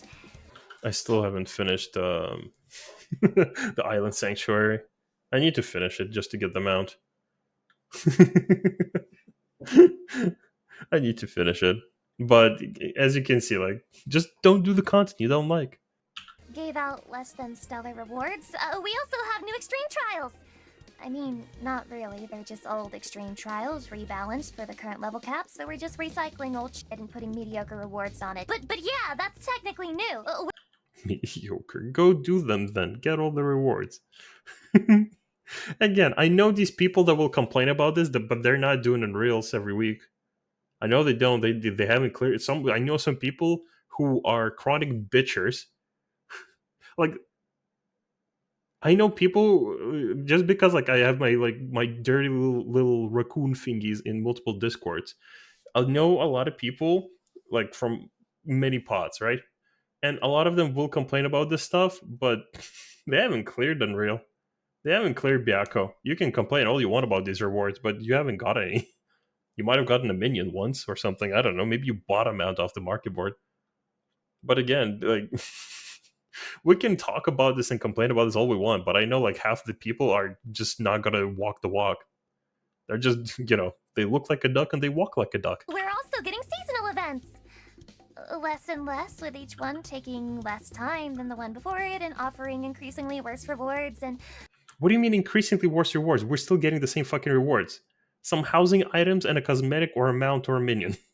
It's always been the same shit. It's not increasingly. other than that, we have, hold on, let me just sift through my files here. We have, oh, here it is. We finally put Hilda's hairstyle in the cash shop. What's that? Have we fixed the housing situation? Again, it's like I understand people are very passionate about a lot of these issues. I don't mean to laugh at you.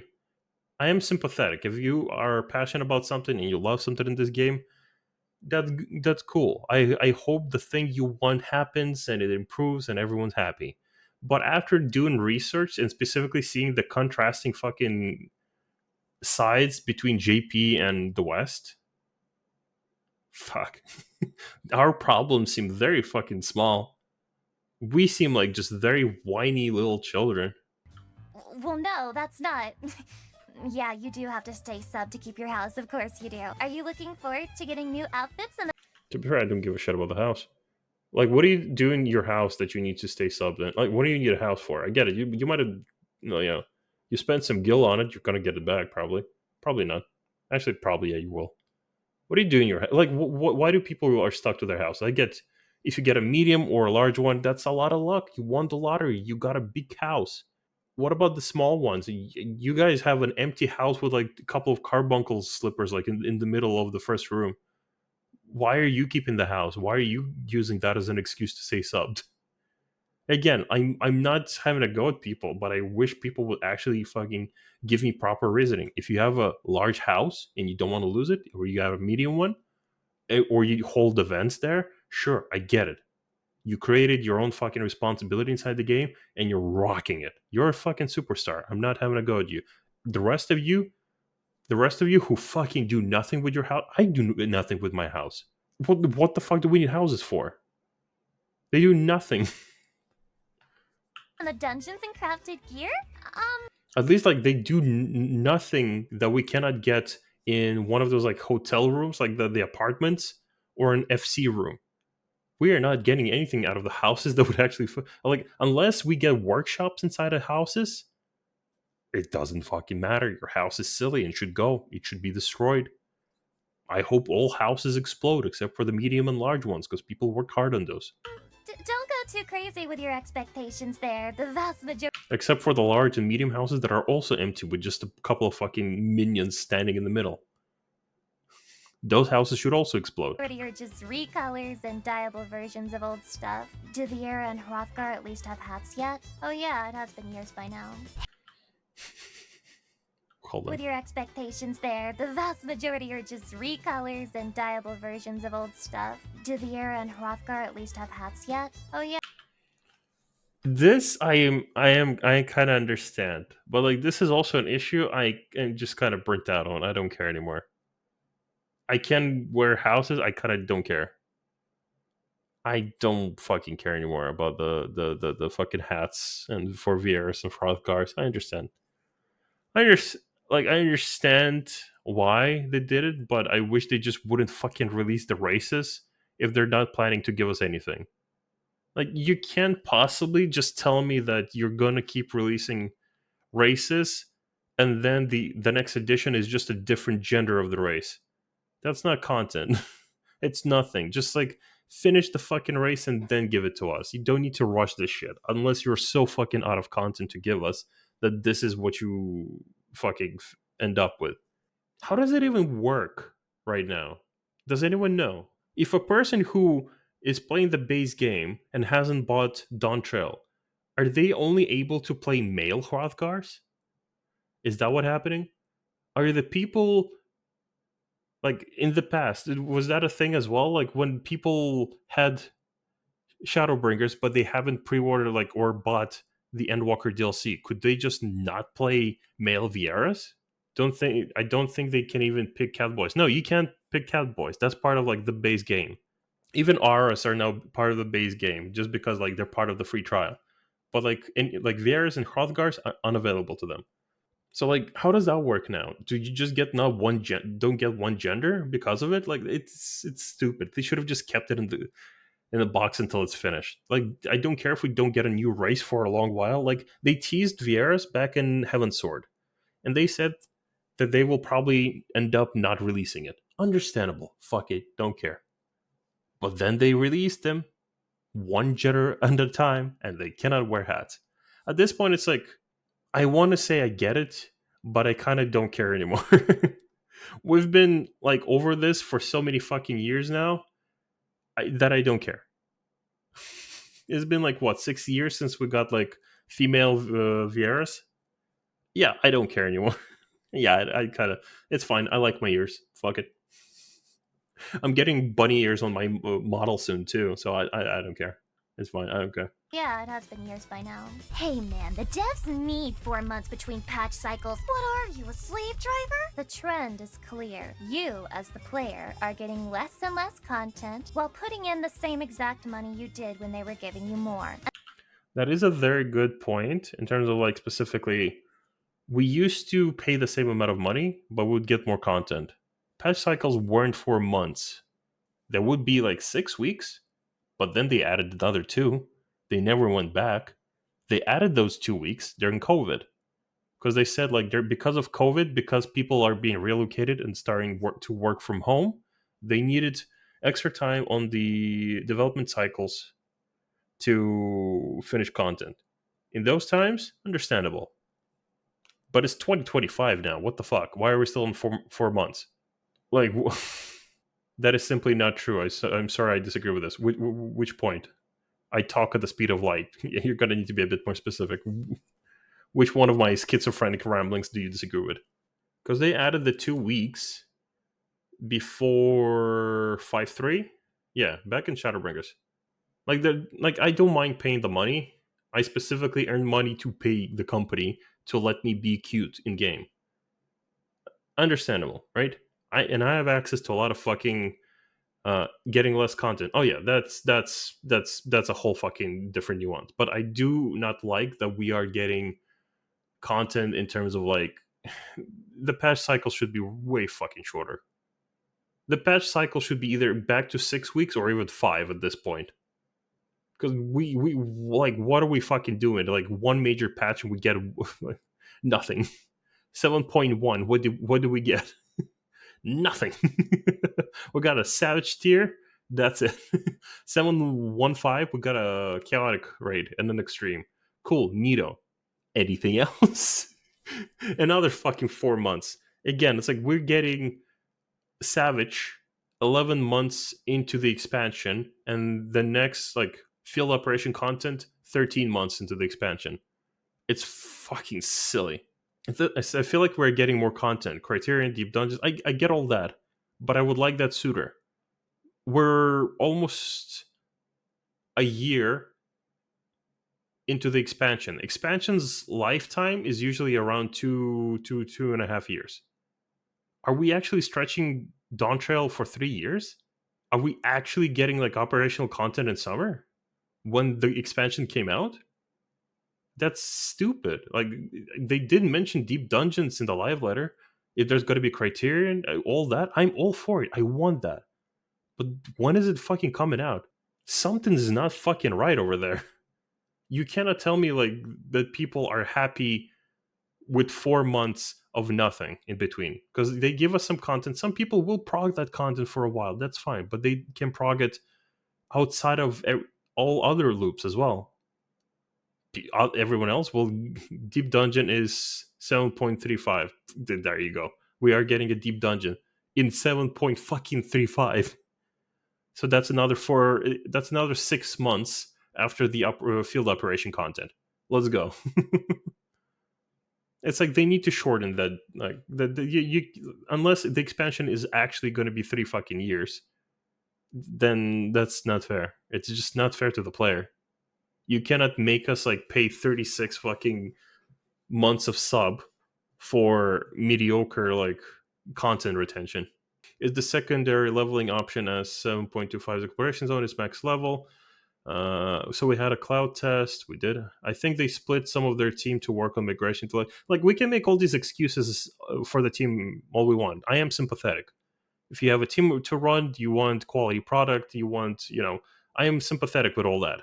Blue Mage, Beastmaster, like all of the content, I'm sympathetic. But as a consumer, I'm fucking unhappy. I'm fucking unhappy. Like for the most part, I've just been doing the one Savage tier, and I've been progging through. I might still just go back to through and try to finish it since my sub fucking auto paid anyway. But like that's what I've been doing for almost a year now. Field operation content, I will do the shit out of that. The next Savage tier, fucking finally, I will do the shit out of that as well. But like as much as I'm sympathetic towards the devs, I would like as a consumer, it's kind of fucking at this point is getting to the point of being unacceptable. That we're getting like we are getting content, but at the rate we're getting it, it's kind of silly. If we're gonna get more content in 7.3, 7.4, or any of those like much later patches, why? Have they been working on the next expansion at the start of this expansion, or like how does this work? The downtime should have been at the end of the expansion. There's usually like the 8 months. Like there's in Shadowbringer and Endwalker, we had like around 7 to 8 months of nothing at the end of the expansion. Field operation, like the latest content that we know is going to be out, is going to be 13 months into this expansion. Unless this expansion is actually going to be 3 fucking years, we're gonna have roughly like I don't know 4 to 8 months of when they should be releasing a lot of fucking content. There should still be fucking alliance rates, criterions, deep dungeons, updates to the field operation content, another Savage tier. I don't even care if there's going to be another ultimate. I generally do not care if there's going to be another ultimate, as long as content is coming out. I'm happy with one. Field operation is May. It's March right now. Wait, what? It's 10-ish months. It's 2 months after the patch. The game came out in at the end of okay, we'll say July, not June. In July, right? So end of May, right? Let's say that. Okay, sure. Game released in July. It, well, technically, 3 days early, it was in June. But let's, for sake of argument, at beginning of July, right? You said 13. Okay, let me recount. I'm gonna take out the calendar in front of me just so I'm not fucking stupid, right? So July, August, September, October, November, December. That's already six. January, February, March. We're already on 9 months. Content's coming out in at the end of this month. So let's say content's coming out in April because that's when Savage is coming out, right? At the end of May, that's either 1 month. Did they announce that it's going to be end of May? By the way, Cosmic end of April. Filled up for okay, so 11 months and not 13. Am I correct there then? Okay, so my miscount and my mistake aside, who here thinks that getting mid-core content, like the closest we can get to a mid-core and casual content that everyone in the game can enjoy, 11 months in is acceptable? Who here thinks that? After 2 Savage tiers, 3 extremes, chaotic alliance rate, and 1 alliance rate. Half of that shit not unlocked. Neither are tombstones right now. So who here thinks that's fucking acceptable? Like my fucking like my autism and dyslexia aside, who here thinks that is acceptable? YouTube chat says no. Are you speaking from a anyone? Because midcore content or from a casual player, both for everyone. Because like field operation is something everyone can do. Field operation is something everyone can do and grind, not the raid itself, not the Savage raid, but like specifically the content. From a raider, I would say ultimate is there. Fuck, I don't care about the ultimate. There is one ultimate. I'm happy if there's at least one ultimate per expansion. If they don't give us a second one, fuck it, don't care. That's terrible. Like unironic garbage. Exactly. Sure, you can do extremes. You can do those extremes 99 times. But the time you got enough totems per amount, if you do a fight 99 times, you are out of your fucking mind if you still enjoy it. Sure, one of those fights gives 2 totems, but if it gives 1 totem, you are losing your fucking grip on reality if you're enjoying that. Chaotic alliance raid, I think that's midcore content. I think it's currently very unacceptable that they pick, like, E9S as the first concept for it. I kind of consider that midcore content, but casuals are not going to enjoy that. Casuals are currently doing normal raids, some tombstone farming for funsies, I guess maybe maps, and fucking alliance raids once a week that are still not unlocked. They fucking loved it. Yeah, as a raider, I will now have 2 savage, a chaotic, and ultimate. But I don't just like. But my friends aren't, high-end raiders like me. For example, my best friend Light. He is a working man. He works essentially bi-weekly. 1 week he works in the evenings. 1 week he works in the mornings. He cannot commit to a fucking raid. He also has a family. He can't party find because he has to look after a family. I want to hang out with him. I want to do some shit with him when he is available. I'll bring him into extremes when he's around. That's fun. We'll do some content inside the game. But I would like to do something more. Because, like, what am I going to do? Bring him into extremes 99 times per fight?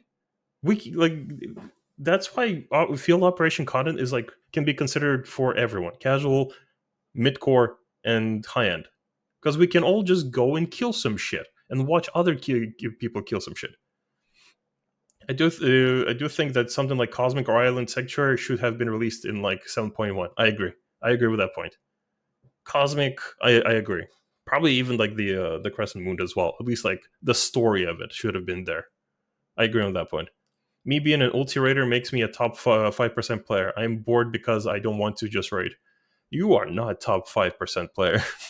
We recently did an average of math. We are like, I haven't cleared through. I'm still in the top 1. Raiders are such a minority in this game, believe it or not. That's why I call the best content in the game is Eureka. I need to finish Eureka. I need to finish both this. Actually, let's finish this fucking video. We still have like a good 20 minutes. I'm barely halfway through. Let's continue. And there are people out there who will tell you that wanting more is bad. That wanting more is asking for the game devs to be overworked and abused. Who are these mysterious individuals? The White Knights who come to defend the billion-dollar company's honor. The legendary, the fabled, the ever-present great community, by the way. That's right, if all of that wasn't enough, Final Fantasy XIV is backed up by a community that defends it from criticism as if 14 is the project of a few poor, underfunded indie devs instead. Okay, chat. I don't think this is a very fair bit in the video because she put the text Square Enix. That is clearly a Veilguard dev right there. So this is not a thing. Oh, I'm sorry. That was a horrible bit. I'm sorry. I'm sorry. Instead of Square, fuck Enix. The great community, by the way, gamer follows a simple line of protocol. The DDD. Deny, Yeah, some people defend it. dismiss, and downplay. That's a fun game you can do. Isn't that just gaslighting? That's pretty much just gaslighting, though. You don't need to go DDD, just go gaslighting. See if you can spot the different types as we go along. The most infamous part of these specimens is their constant criticism of, quote, elitism within the game. Of course, to them, elitism is what... God, like Lucy has not played the game recently. Do you know like how I can tell? The footage is so old and so compressed. Her entire model has more fucking pixels than whatever the fuck else is on the screen. Did 107 runs of Extreme 1 mount on Europe. Haven't touched it since. Yep, fucking who wants to do that shit for 99 times? I get it. That's just to guarantee that some people can actually get the mount, but like it's so fucking reasonable to expect people to do it more than 99 times. Like I'll do 100, like I'll do my 99 times, and sometimes I will help my friends. I don't want to help my friends because I'm sick of that fight. I want to help my friends because they're my friends, but the game is not fucking helping it. Most players don't touch that DOL or DOH till after they're done with MSQ. Yep, Not everyone's a chronic crafter. There are people who specifically play the game to craft or to fish. I shit you not. People will literally do the story just to unlock more fishing areas. But they are still a player base. when you're semi-competent at playing. Asking for harder normal content so you don't fall asleep in dailies? Elitism. Asking for job complexity? Elitism. Asking for healers to have more DPS options? Believe it or not, elitism. In their eyes, anything that doesn't cater to the lowest common denominator is for elitist scum. And you better believe that if you want to kick that healer from your party who's doing nothing but casting cure when you're already at full HP, you're just elitist, bro. You're not You're literally yelling right now. Those who remember this, you're a real one. dead, so they're totes doing their job. How dare you ask for more from the player base? Stop being such an elitist, my guy. Not everyone wants to try hard by having a basic understanding of the game like you. They've done this since the dawn of the game, always hiding behind some corner, waiting for someone to make the grave error of asking for more difficulty or complexity. Then they jump out of the bushes to tell you that they know someone who's disabled, or someone who doesn't have a lot of time to play the games, or someone who only plays for the story. As if there aren't already solutions to every one of these problems. You suck at the game and don't want to burden anyone? Use trust. You're busy and you want to see just the story? Watch a playthrough of only the story part. Oh, chat. I don't mind content creators. I know that's a very fucking weird start. I don't mind content creators. But Jesus fucking Christ, do some of them just stall content as much as fucking possible? Final Fantasy Online, you know, A Realm Reborn Part 23, and it's like a 2 hour fucking episode. I get that sometimes it technically is a Final Fantasy game, and it can be enjoyed as a single player experience just for the story. But Jesus fucking Christ, did some of these people stall and don't edit down their videos? Like, ooh, I wonder what I should wear, and they spend like 40 minutes with the glamour dresser before they continue the story. Why did that need to be in the VOD? Well, why? I want to support some people, but they're making it very fucking difficult. I want to support them. Dozens of those exist on this very platform. You're disabled but want to play with your friends? Why not try out Summoner, a very mobile job that can be played with one hotbar and controller. It's not that people don't want these accessibility options to exist, it's that they don't want that to become the entire game. Future Lucy. To be fair, like I understand like needing accessibility options because you don't want to be ableist in your game. Ugh. What is that cup? But we've seen people clear the game on the most weirdest shit. We've seen people clear the game with one hand and clicking. We've seen people clear the game with no hand and this weird like mouth thing that they use to control. Um, One-handed machinist. That's a story from Renon's video. We know people like we know like people with like disabilities have cleared like a lot of like ultimate fights in this game. Accessibility is already there. We can slow the fuck down. We don't we don't need to treat every fucking player like they're disabled. People, if they want to improve, they will improve. The game will let them. There's enough accessibility. That's why I like this game and the 2.5 GCD and like the slow rotation. I like this because that's how people with controllers can fucking play, right? I know, and like you've seen videos of this one dude that makes the weirdest fucking controllers. Ariza at one point cleared like ultimates with like V controllers or some shit, like or something like that. There's like one dude that makes like a whole series of like making weird controllers and doing fights in 14. Accessibility is not a problem in this game.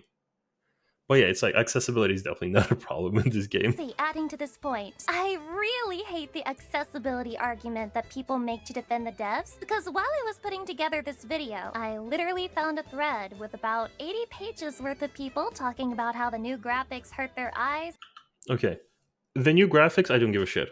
I get it. Like you're used to looking at 3 polygons instead of 7. The graphics are not that fucking deep.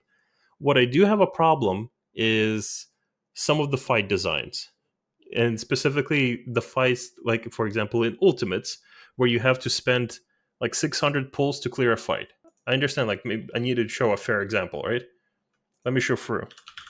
Like this entire fight is gigabyte. It's gigabyte. Like there's always so much like flashbanging here. Like let me just like speed up so like you don't notice it on its own. But like flashbang, boom, half the screen just exploded. Electricity, explosion, lots of blight, like blue and white lights on every fucking explosion. Once you get to P2, fuck your eyes. Like seriously, if you are progging P2, turn on night mode on your PC. I'm not kidding. I'm serious right now. My eyes are fucking exhausted just from this fight alone. Look how many, like I know he has all his own effects, but like explosions, blue and white, blue and white. A bit of red there, that's nice, cool. Plus, there's fucking Mark is also very bright here. Let's go to P2. They're not using reshade, by the way. Look how blue this fucking area is. Once you're gonna start doing mechanics, everything is very blue and very bright. And like you keep looking at this, your eyes are gonna get so fucking irritated. Like the worst part is the intermission. Look at this, how much white and blue there is. Going through this is such a nightmare, specifically like if your eyes are already tired, you're chronically working as an editor, for example. I raise you P3S. You know what? I don't care about P3S because I desaturated. I literally used in-game settings to adjust that fight. P3S ain't got shit. I already have shit vision. You're saying fruit gonna make me blind. It's not gonna make you blind, but it's gonna make your eyes very tired. That's why I'm saying like use night mode on your PC while progging. Because there's like so much bright fucking colors in this fight, and it's constantly like flashbanging you nonstop, and so many areas are just like very bright blue. It does hurt your eyes. But in P3S, hold on, if I can. So in accessibility, you can change. Wait, hold on. Where was it? There you go. You can change some of the colorings here. It make that fight a lot fucking easier if you play around with specifically just this one setting. I also used G Shade at the time to just desaturate it, but if you just use any of these ones, you're gonna be fine with P3S. That's what I used during my first prog. I remember there was like more settings specifically to like adjust more colors here, but I guess it's not there for some reason. There was like a bit more like options for this. At least that's what I use for P3S because like at some point I had trouble like figuring out how to even use G Shade, but then I started using G Shade and I just literally desaturated the entire fight. And makes the game unplayable. These people have gone completely ignored, with not even a mention from the devs. And considering how easy it would be to add some settings to get rid of the bloom and maybe lower the more brightness, reddish colors. I really don't. You know what's funny? I thought P3S was like the only like horrible fight like that, but later on in Dragonflight and World of Warcraft, there was this one firefight that had so much red on the screen, so much fire like elements, people could not see like the AoEs and telegraphs, so they had to find an in-game potion that literally desaturates their screen. That is not a joke, by the way. You can look it up. World of Warcraft, Dragonflight raid, too much fire potion, something like that.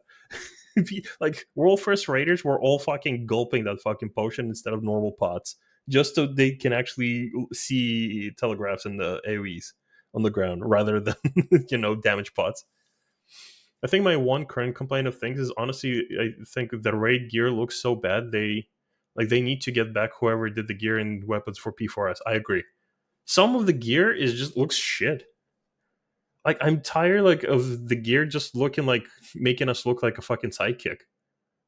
We don't look like a protagonist that cleared the fucking fight. P4S, P8S was fucking sick as well. P12S, not really. But the first two tiers in Asphodels were fucking sick. In Pandemonium, sorry. I actually like this tier's gear. Not a fan. Same with like the fucking chaotic. Like if you're a tank or like you have maiming jobs, you're fucking solid. But the Garuda skirt on a ninja, are you fucking kidding me? Are you out of your fucking mind with that? They put the gear design budget into the BDSM leveling outfits. Oh yeah, oh yeah, I got those. I got those. Don't know how you could actually believe they care about accessibility. Okay, back to the video, just felt that deserved mentioning. But in the eyes of the great community, by the way, this is toxicity. And asking for normal mode content to be anything more than a brain-dead slug is a sin. But they defend much more than the gameplay. They're also ride or die for the story, no matter how low it's fallen. Let's take Dawn Trail, for example. Twitter in particular was the Wook Lamont Defense Squad. Any criticism of her writing would get you called a plethora of insults. Illiterate, brain-rotted by TikTok, and edgelord. I'm pretty sure they just started pulling shit out of a hat at some point. They definitely did. Because, like, Wook Lamont is fine and all. I don't mind Wook Lamont. But some people were fucking ride or die for her. They were defending her more than their own character. Wook Lamont, she's fine for what she is, but she had to, like, I don't mind the story of Wook Lamont, but by golly, did she need to talk less? She literally needed to a lot less fucking dialogue, like, like, like by half.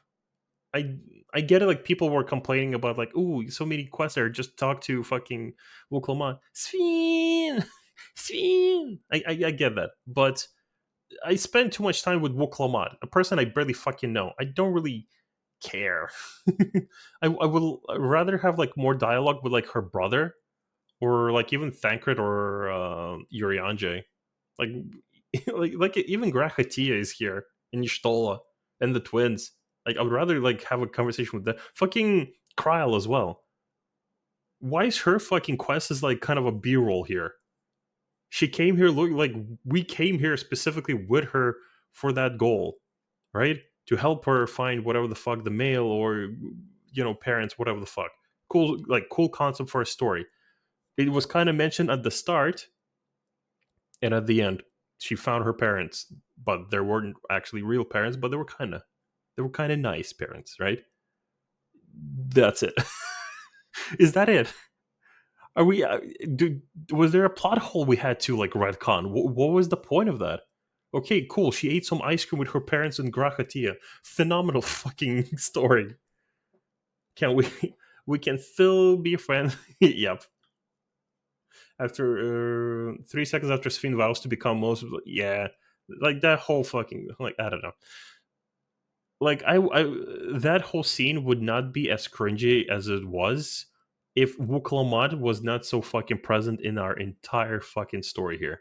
I get the story is literally helping a potential ruler of a country on their fucking journey. We didn't need so much fucking journey. We did not. Alfie before the Braves, they did it once. I don't know how they can drop the ball and things like that when it's already been done. Yep. Dawn Trail actually has a Stormblood issue where it has two half stories being told and leaves both liking. Yep. Yep, yep, yep. Like same with like Liz, right? Lizzie. As a character, I don't mind her. I think she's attractive and she has a cool personality, right? Yeah, exactly. But because she was as present as fucking Wook Lamont in all of the fucking, she had to tell us about her feelings and how she just wants to protect her people. We heard it before, right? It's like it's like I get it. Like they need to have a presence, but they don't need to spend so much time with us. Do they? Wook Lamont made me like Liz more, right? There were even people straight up calling the story brilliant and some of the best writing in the game. If you don't Okay, let's like not go it, you that don't far. have an attention span. You're just a Dawn Trail is fine, 7 out of 10, same as base ARR. It's going to take time, hit peak of late Shadowbringers and Endwalker. I agree. That's essentially what I mean. I don't think it's a bad story. I feel like just people are just kind of, I don't know. At the very start, when they showed Wook Lamont, everyone was barking, woof, woof, woof, hot fucking Hrothgar lady, woof, woof, woof, woof. The moment she starts talking, everyone's like, oh, this shit again. It's hard to explain. It's like, what's the specific issue with Wook Lamont? Everyone has their own fucking version of why. It's a problem, but I feel like it's just like we needed a lot less dialogue with Woklamat, especially like in this brand new world with all these people and characters that we could get to know better and talk to them and explore their world and their, fucking, their cultures and everything. We should have spent more time with those people. I understand Woklamat is an important character, but fuck, she's not that important. Let's be honest. I have a soft spot for Dawntrail because of all the Final Fantasy 9 and 11 references. Yeah, I see that. Final Fantasy 9 was like very close to my heart. It was like very first Final Fantasy game that I played. Like my heart sank when I saw the ruins. When we went to Heritage Found, we saw the amusement park. I fucking love that. I hope we get a quest later on where we can restore the lights and the music to that world. I genuinely do. I love Final Fantasy 9. It is the best fucking Final Fantasy for me. Part of the complaints about the talking was the voice actor doing a poor job, which is far fetched because she was. Look, we've seen worse fucking voice actors than that. We can talk about quality as much as we want. I think she did fine. It wasn't, brilliant or, fucking heart wrenching or deserves a fucking Oscar, but she did fine.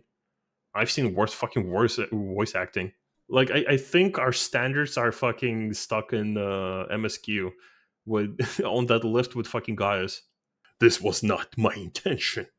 Not everyone's gonna like project those kind of feelings. Selfish brat who can't stand when the spotlight isn't on you. You're just a bigot. You hate women. You're a negative Nancy who hates happiness. And if you're right and the story is mid and the quality is down, don't worry. They're just world building right now. It's impossible to make a good story in a new world, right? I think everyone just like, I don't agree with her here. Like that she is obviously going to condemn the comment of like their world building, but they actually are. Like we can talk the shit, but like I feel like people got way too comfortable with talking shit about stories since like the post Endwalker quest line. I get it. For some people, it was poopy, it was stinky, it was caca. For me, I love that shit. Final Fantasy IV is one of my favorite Final Fantasy IVs. All those references, gimme. I love that shit. Yum yum yum. All mine. I get why people didn't like, but people are getting way too fucking comfortable to just shit talk everything in one patch. Not every patch is going to be a hit. We're just getting a lot of fucking misses right now in a row. In my opinion, I thought it was good. It wasn't great. Yeah, I agree with that. I understand it wasn't fucking, Shakespeare. But for people who like Final Fantasy IV, the Endwalker was kind of shit. Like, it was the shit for us. Let's ignore the fact that they literally did that with Shadowbringers. Let's make excuses for the writing team. Guys, have some sympathy. It's really hard to sell books too, because all of them are required to world build for 400 pages before they make things interesting. That's why there's no such thing as a booming bookstore industry selling novels that only have one volume. This community made me feel genuinely gaslit about my experience with Dawntrail. It wasn't just one or two people jumping to the game's defense, it was thousands. But if I had to summarize my thoughts on the story after giving it time, letting it sink in, like, if I'm sure Lucy's never going to see this video. Like, she's not being gaslit, but there are literally a lot of fucking people that are there divided. There are too many. Like, there's no like two halves anymore. There's multiple people. There's like multiple fucking sectors of community now that all have different fucking points of view. Mind you, one of the sectors is just there to copy paste buzzwords off of Twitter, but some people actually like the story. Some people don't like. People like story, people don't like the story, and there's a third fucking quarter that is just doesn't give a shit. These like pieces of the pie aren't that different from each other. They're not that big and not that small. That's why it's very fucking chaotic, and some people do feel gaslit because there's a lot of us and we're all very loud, especially here in the West. My favorite is Sector 9. Okay. and coming back to it with a clear head, it still felt like an insult to the player's intelligence, as if it was asking you to forget every lesson you learned in each expansion up until that point and throw it all away, because this time, the happy and wholesome character will get exactly what they want, with no real, long-lasting consequences thrown their way. It was so antithetical to the worlds of Heavensward and Stormblood and Didn't she lose an adopted brother that tried to kill half of the people? She watched her dad get killed right in front of her. She now is taking care of her adopted nephew. who is supposed to become a ruler of a very fucking crippled kingdom. Yeah, she definitely got what she wanted. Yeah, yeah. She definitely got the good ending. I get it. I get it. She's a ruler now of her own country. That's kind of neat, I guess. I feel like it's gonna go to shit a lot further and a lot more later. I understand that the sunniness might get to some people, but and obviously maybe I'm puffing like huffing some copium here, but I feel like it's gonna get worse. Specifically, the story beats, not the story itself getting worse before anyone starts fucking commenting. Shadowbringers to the point that I could not reconcile them. It legitimately killed my interest in the story. I'll pause my thoughts on. Just skip. Just skip then. If you don't have any interest in the story, skip. Who gives a fuck? There's more story in the game. We got New Game Plus. We can play Heaven's Sword again. I like that story. That story's cool. On trail there, because this is more so about the toxic positivity the community throws at it, and other creators have already done a great. Remember that one time the Slope dude, Sunset himself, jumped off a fucking cliff just to summon Nidhogg? That was kind of fucking sick. That was kind of fucking hardcore. I like that. That was cool. Great job breaking it down, particularly Zepla's video, which I highly encourage you to check out if the topic interests you. Her thoughts almost perfectly echo mine, so just imagine Zepla. See, a lot of people think I'm a Zepla hater. I'm just like disappointed with Zepla, and I'm just very prolongedly like. Okay, let me actually prove a point in terms of like Zepla. She's not streaming? Nope. Okay, so I want you guys to understand. If you guys can see right here, the little number, 100. Hold on. There you go. I have 169,000 channel points. I used to love watching Zepla, but the more I fucking watch her, the more I realize she's just becoming to this like fucking. I don't know. It's hard to explain. She just keeps trying to talk about shit she doesn't understand anymore or wants to do even. I cleared the Savage tier before she finished fucking MSQ. She keeps talking about things she has no clue about. She's talking like in her last video she talked about black mages. She complained that Yoshi P is still using printer paper to show the sets instead of a PowerPoint slide. She feels offended that she's being told to play Monster Hunter if she wants to. Weird menial shit. It's like I don't know. It's like yeah. It's like I watched that video of hers and it just made me fucking very confused and angry. And I just realized she just kind of just comes back to kind of I don't know rage bait. She like there was even a bit where she was like, God, wow, I'm not really excited for the cosmic exploration. Oh, something's gonna happen. We're all gonna hit the rocks together and gather them. And then in the same breath, a couple of minutes later, she says, I'm not really a crafter anyway. I haven't even leveled some of my crafters. Like, why are you talking about the crafting content then? What are you telling me here? I don't care about your opinion anymore. You don't play the game. You log into the game just to react to content and log out. Why do you pay the sub? You don't need to react. Like, you don't need to pay the sub to react to content. Like, again, no hate to Zepla, but why are we listening to these people? Like, at this point, I would rather listen to Cole than Zepla. Meanwhile, I'm watching Xeno, who actually still plays the game whenever he's not reacting to like horror movies, and he's having fun. He's like, haha, I love that rabbit. That rabbit has funny legs. I'm gonna fucking love this raid. This is gonna be fun. Doesn't she have a WoW raid to play? I know. I've checked. Like, she just logs in for content in 14, goes back to World of Warcraft. So fucking whatever. Did you see it? What, the Xeno video? I haven't finished it. I just remember like I watched halfway through it. I just saw that he was happy about the live letter. That's all I needed to see, honestly. Unless he wasn't happy somewhere at the end, then I don't know. Maybe. But yeah, I saw pictures of the boss with the weird feet. It's gonna be fun. It's gonna be very fun.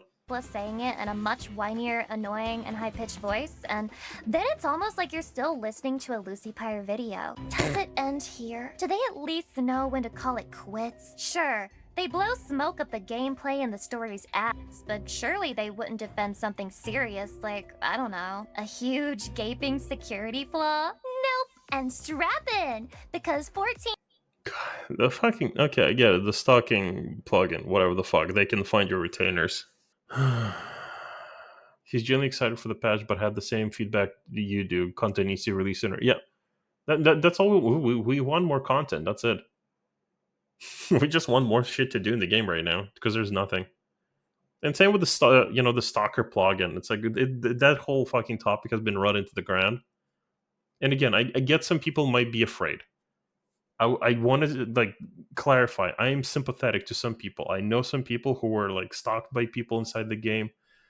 I know people. I know some people who deserve to be fucking buried in this game because of what kind of people they are. I'm aware of that. But the stalking plugging has not done anything that those people have not been able to do before now. It's not really that complicated to figure things out or to start stalking because like the game is very small. You don't need a lot to find someone. There are add-ons that can help you with that without that. Like there is one add-on that people what is it fucking called? I'm trying to remember. What do people use these days? There was I know there's like Cacpot. What is the other one? What is the other boss mod? Does anyone remember what the fuck it's called? I'm not too add-on savvy. I just remember there is one. Trig event. Yeah, that's the one. Trig event. So Trig event has this entire fucking interface, and in one of the windows, it shows every person who's around you. It just shows names. Automarkers? No, no, no, not automarkers. There's this one fucking weird fucking add-on that has a lot of fucking functions. It's like a Swiss Army knife. Maybe it even plays music for you. I don't know. Maybe it'll do the dishes. I don't know. It looked very too fucking sophisticated, and I'm too stupid for add-ons, so I don't do it. I just. But during like the add-on conversation, someone like pointed out to me what it was, and there was a window that showed like all the names in the instance where you are. So like for example, you would go to Limsa, you would just pull up the window for the add-on, like the trig event. You go to a certain tab, and it would just show all the names who are in this instance in Limsa around you. They can stalk you like that. The blacklist add-on is not going to do something people couldn't do before or find a way to go around. I get it. Fighting out people's retainers or that some retainers belong to you might be fucking silly. We got some memes, but as I want to be feel sympathetic towards these people because being stalked is a shitty fucking thing. It's a very shitty. Like obviously, people don't really stalk me, but I have gotten in some DMs when my VTuber model used to be shirtless. I get what it's like to be creeped out by people. I promise you that. I genuinely do. But if it was such a fucking serious thing, we would see a lot more fucking incidents of this, of it actually having consequences. We've so far have gotten some memes of people be DMing you and people just walking the fuck away from them because it doesn't fucking matter if they know that these retainers belong to you or not. I know that again, it's like stalking, fucking evil. If you're a stalker, jump off a bridge. I'm sorry, I don't have any fucking respect to you. But people inside the game, believe it or not, the game is a fucking protected environment. Your account details are not shared inside the game. Otherwise, that'd be fucking stupid. That shit is shared in Blizzard games. That's how they use your details for the in-game on the shop. We don't have that in our game. Picks out from the bush. Yeah, no one's stalking you. You too ugly. But yeah, it's like we would have heard of any incidents. This, if people, as they claim, this has been an issue since the beginning of the expansion, we would have heard incidents. Like again, like Murphy's law. If it can happen, it will. It hasn't. And I've gone through Reddits. We've gone through so many forum posts. We like in this drama filled community. You think someone wouldn't have pointed it out earlier?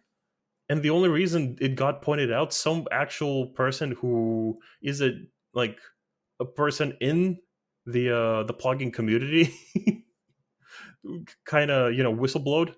I don't know. It's like there should have been consequences, and those consequences would have been like for everyone to see. Like Xeno would have had like a 5 episodes reaction series to this. The friend list is a problem enough. Exactly. Like the social windows are already a fucking problem. You think people are making add-ons to do something through those systems more comfortably? Fuck no. I don't know. It's like it's a whole fucking nuanced topic to have a chat about, but I'm too tired to care about something that's not doesn't have consequences right now. It might in the future, but once those consequences are going to happen, they're going to be fucking slapped a lot harder than you think. If I remove a name from the list, does remove? Yeah, that is a very annoying fucking part, and they can still see where you are. Yeah, but how about you just don't add creepy people to as your friends? Don't add creepy people. They need to fix that. Actually, that system specifically, that if you remove someone, it should remove you from their list as well. That is a very fucking big like oversight on the devs part. But the blacklist being a bit like, you know, buggy, it's not that fucking bad, honestly. It generally doesn't really change much either, because I still get fucking unknown 01 in my party anyway. Sometimes multiple. Team players still stand in the way of the game's progress, even when it makes zero sense to do so. And I can prove it. They had one of their absolute greatest hits about 7 months ago, back when the devs rolled out their new blacklist system. For those of you who don't know, there's been some recent drama regarding data exploits, and without going into the nitty-gritty, She makes it out sound a lot fucking like a lot bigger than it is. I'm sorry. It's just, again, it's like it's not that big here's than what you that think. means. Stalking you on your alts just became easy as hell for bad actors. Some absolute prophet known as Fori Memory Sinar, hallowed be thy name, tried to warn the community at large about this, but they hated the Messiah because he told the truth. Oh no! Anyways. Oh no. Anyways, that's my fucking reaction right now. Like, hold on. So someone pointed this out 7 months ago. Again, if this was like 7 months ago, something would have happened. And if it would have happened, it would have been all over the place, especially in this community that is driven by drama and shit like this. It's still miles and leagues better than the previous system where you couldn't get away from people even if you wanted to. They're blacklisted anyway, so what's it matter? It's no different from them having your loads down. People have been tracking other players for years. I'm sure my stalkers love watching me AFK and old Daw for 96 hours. Well, hardly ideal. The people who would benefit from this the most are getting blacklisted anyway. I don't know if she's making my argument for me or not. I understand she's probably going to say that you need to be a bit more sympathetic towards people being stalked, because stalking is, you shouldn't be in a position where you have to blacklist people or avoid people to begin with. I get that. I genuinely do. I understand. But if you, it's a video game. It's not that fucking hard to avoid people. They can try to follow you, but what are they going to do?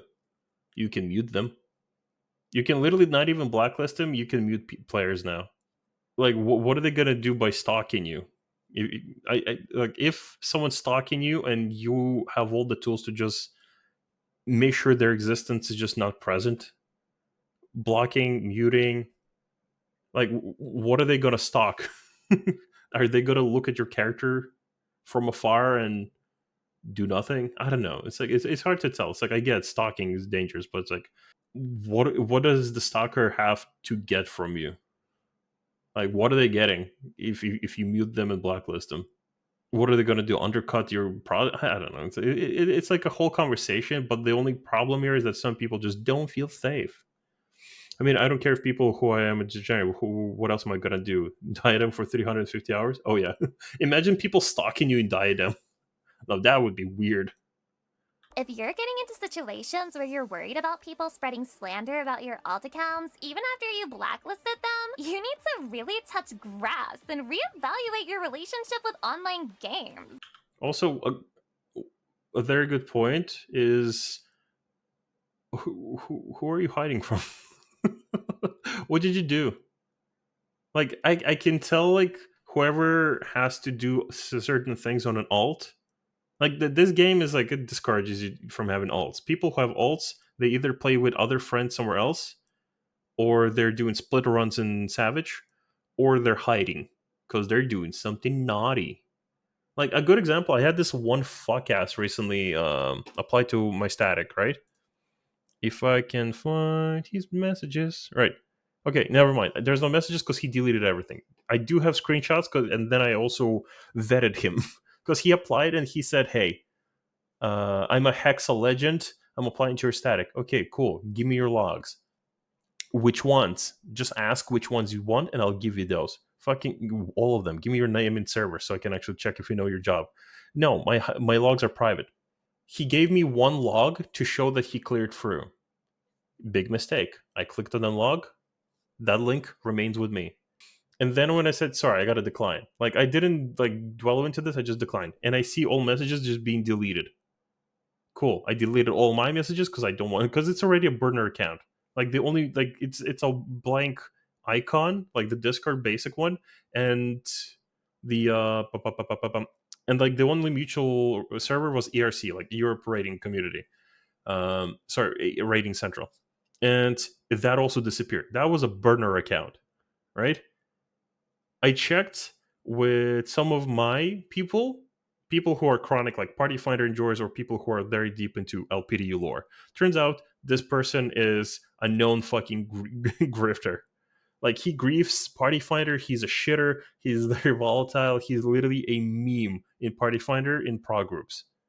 That's why, like, his name is known. Like people don't make alts because they want to relax on their sanctuary island without their friends seeing them. I don't know. What are you doing? Like, what do you have to hide? Why are you making another alt? I don't know. And there was like a lot of other names in these logs that were like, known party finder names that were not very nice names. They were not known for being very cool, nice people with very nice things to be told about. It was goldknyfe. No, no. I don't hide my alts. They're all linked to my name. Yeah, exactly. Like if you're hiding your alts, what are you fucking up to? Like how limited this game is. Like what do you're either hiding something specific, you're very weird, or the obstacles in front of you aren't that fucking big. This thread, for as important as the information within it turned out to be, only got 10 upvotes. Artwork of someone's borderline naked cat girl gets 100 times more. And the comments within the actual thread, all different ways of saying, no one gives a fuck, or it's not a problem anyway, or yeah, it's a problem, but you're just being paranoid if you think people will actually stalk you. Comments filled with misinformation and people who have no clue what they're talking about. All things they said with confidence and upvotes before an actual stalking plugin was created and distributed publicly to players, forcing everyone. Like you say, it's a stalking plugin. What does it do? It just tells people the names of your alts and your retainers. It's not something people couldn't find out before. I know. It's like there's got to be like more roundabout way of doing these things, but it's not that deep to find out these things. It just makes things a bit more simple.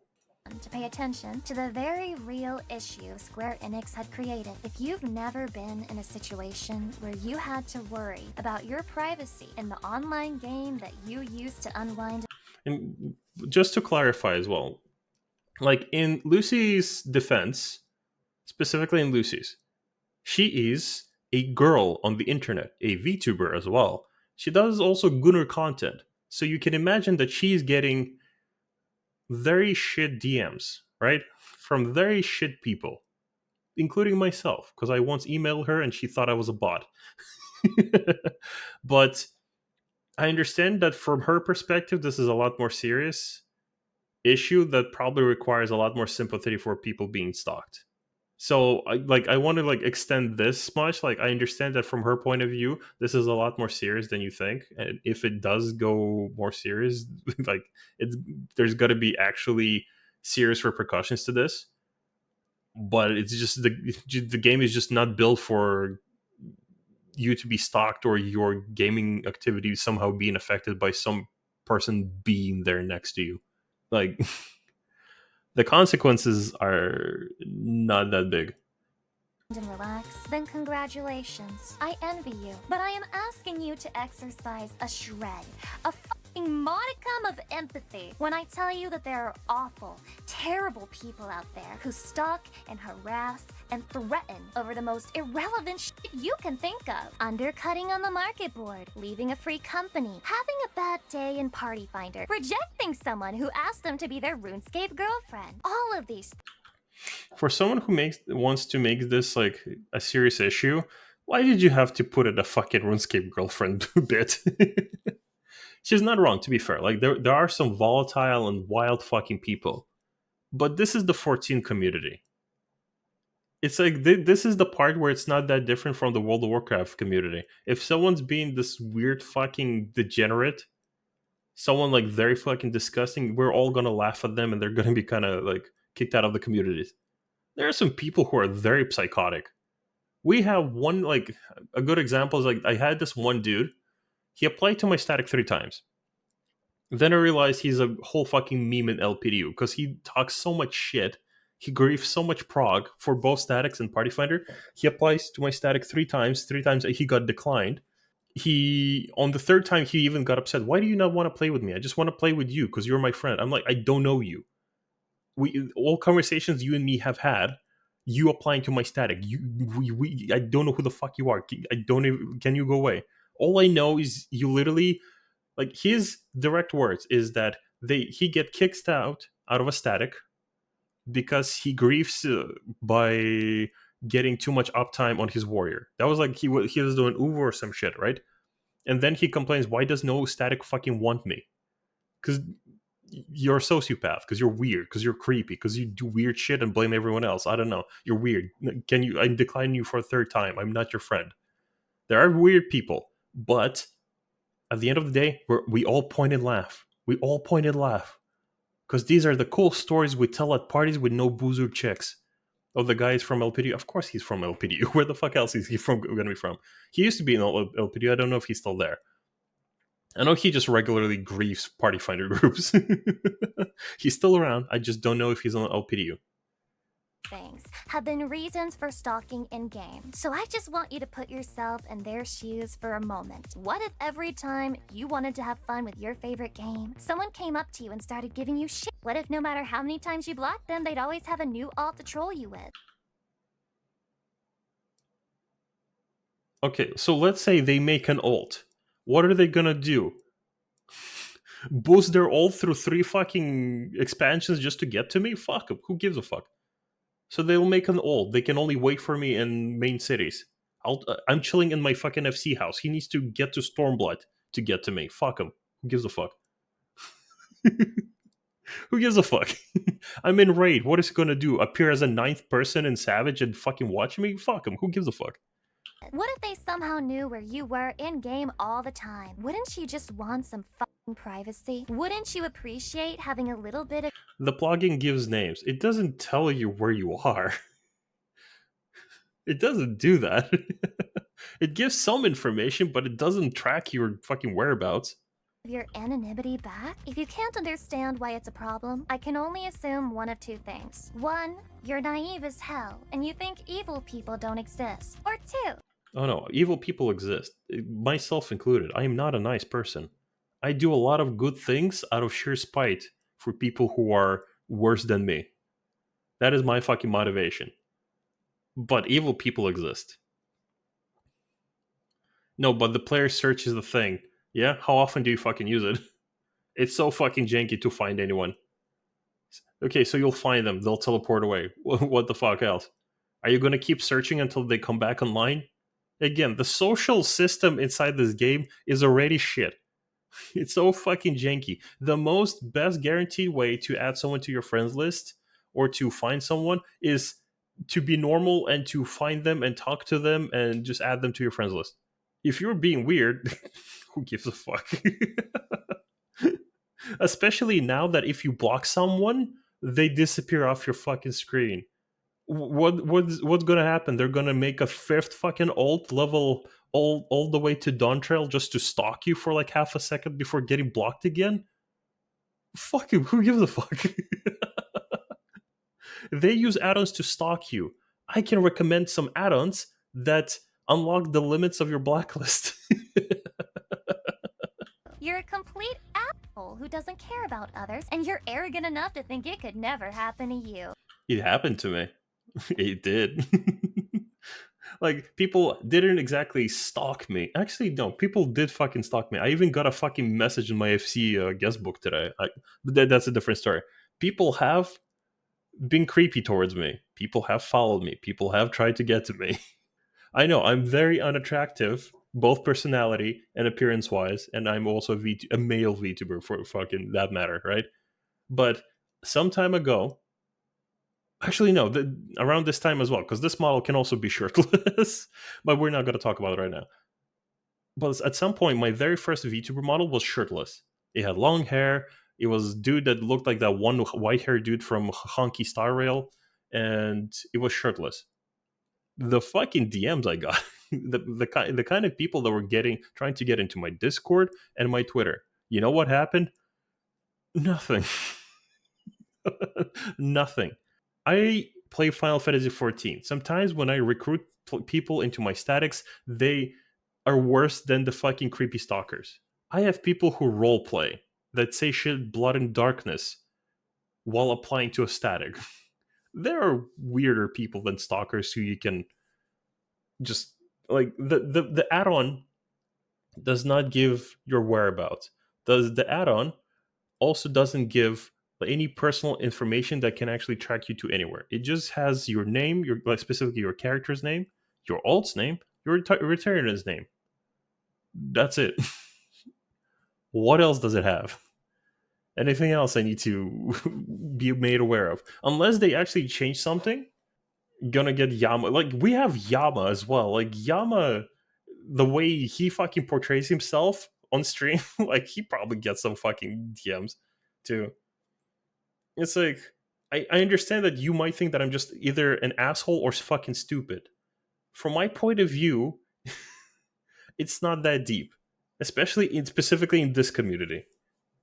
I understand being stalked is horrible, but this is a video game. If you're being stalked IRL, then that is fucking bad. Then that is dangerous. You fucking use anything you can as a weapon. You bury that fucking person or get any help where you can. It doesn't matter. You either get the police or anything, then that is serious. Inside a video game, I I don't know. Go to the Palace of the Dead, have some fun, do some raids, queue up somewhere. What are they gonna do? Look at you for half a second until you blacklist them and they disappear off your screen? I get it. Like, it can feel icky. It can feel yucky to be stalked. But in a video game that's already has the jankiest fucking social system to begin with, eh, not that deep. Well, for your sake, I hope you're right, because Square Enix has responded to the situation, and their response was, and I practically quote, please don't make plugins to stalk our users. That is very mean. We will sue. Oh well. Future Lucy back again to let you know they have addressed this issue again in the latest live letter, but it's still unclear if they have an actual plan to fix it, or if they're just reminding us that they know about it. At the very least, they don't seem to be in a rush to patch this out, so the point still stands. No fix for the exploit, no. Like, I know we've talked about this like situation like so many times now, but like, I get that people want a solution right here and right now. I don't know. It's like, I get it. Like, people want to feel safe, but it's like, people who are not chronically inside this game or chronically try to keep up with the events of this game, they aren't going to be fair. They aren't going to tell people that's true. They're not going to tell anything. They're just going to change the API. Yeah, they're going to essentially just change certain code and functions. Do you know like how people specifically deal with situations like this in bulk? Like, for example, they figure out how certain people do certain things to the amount that they can actually do a full fucking patch to patch bulks.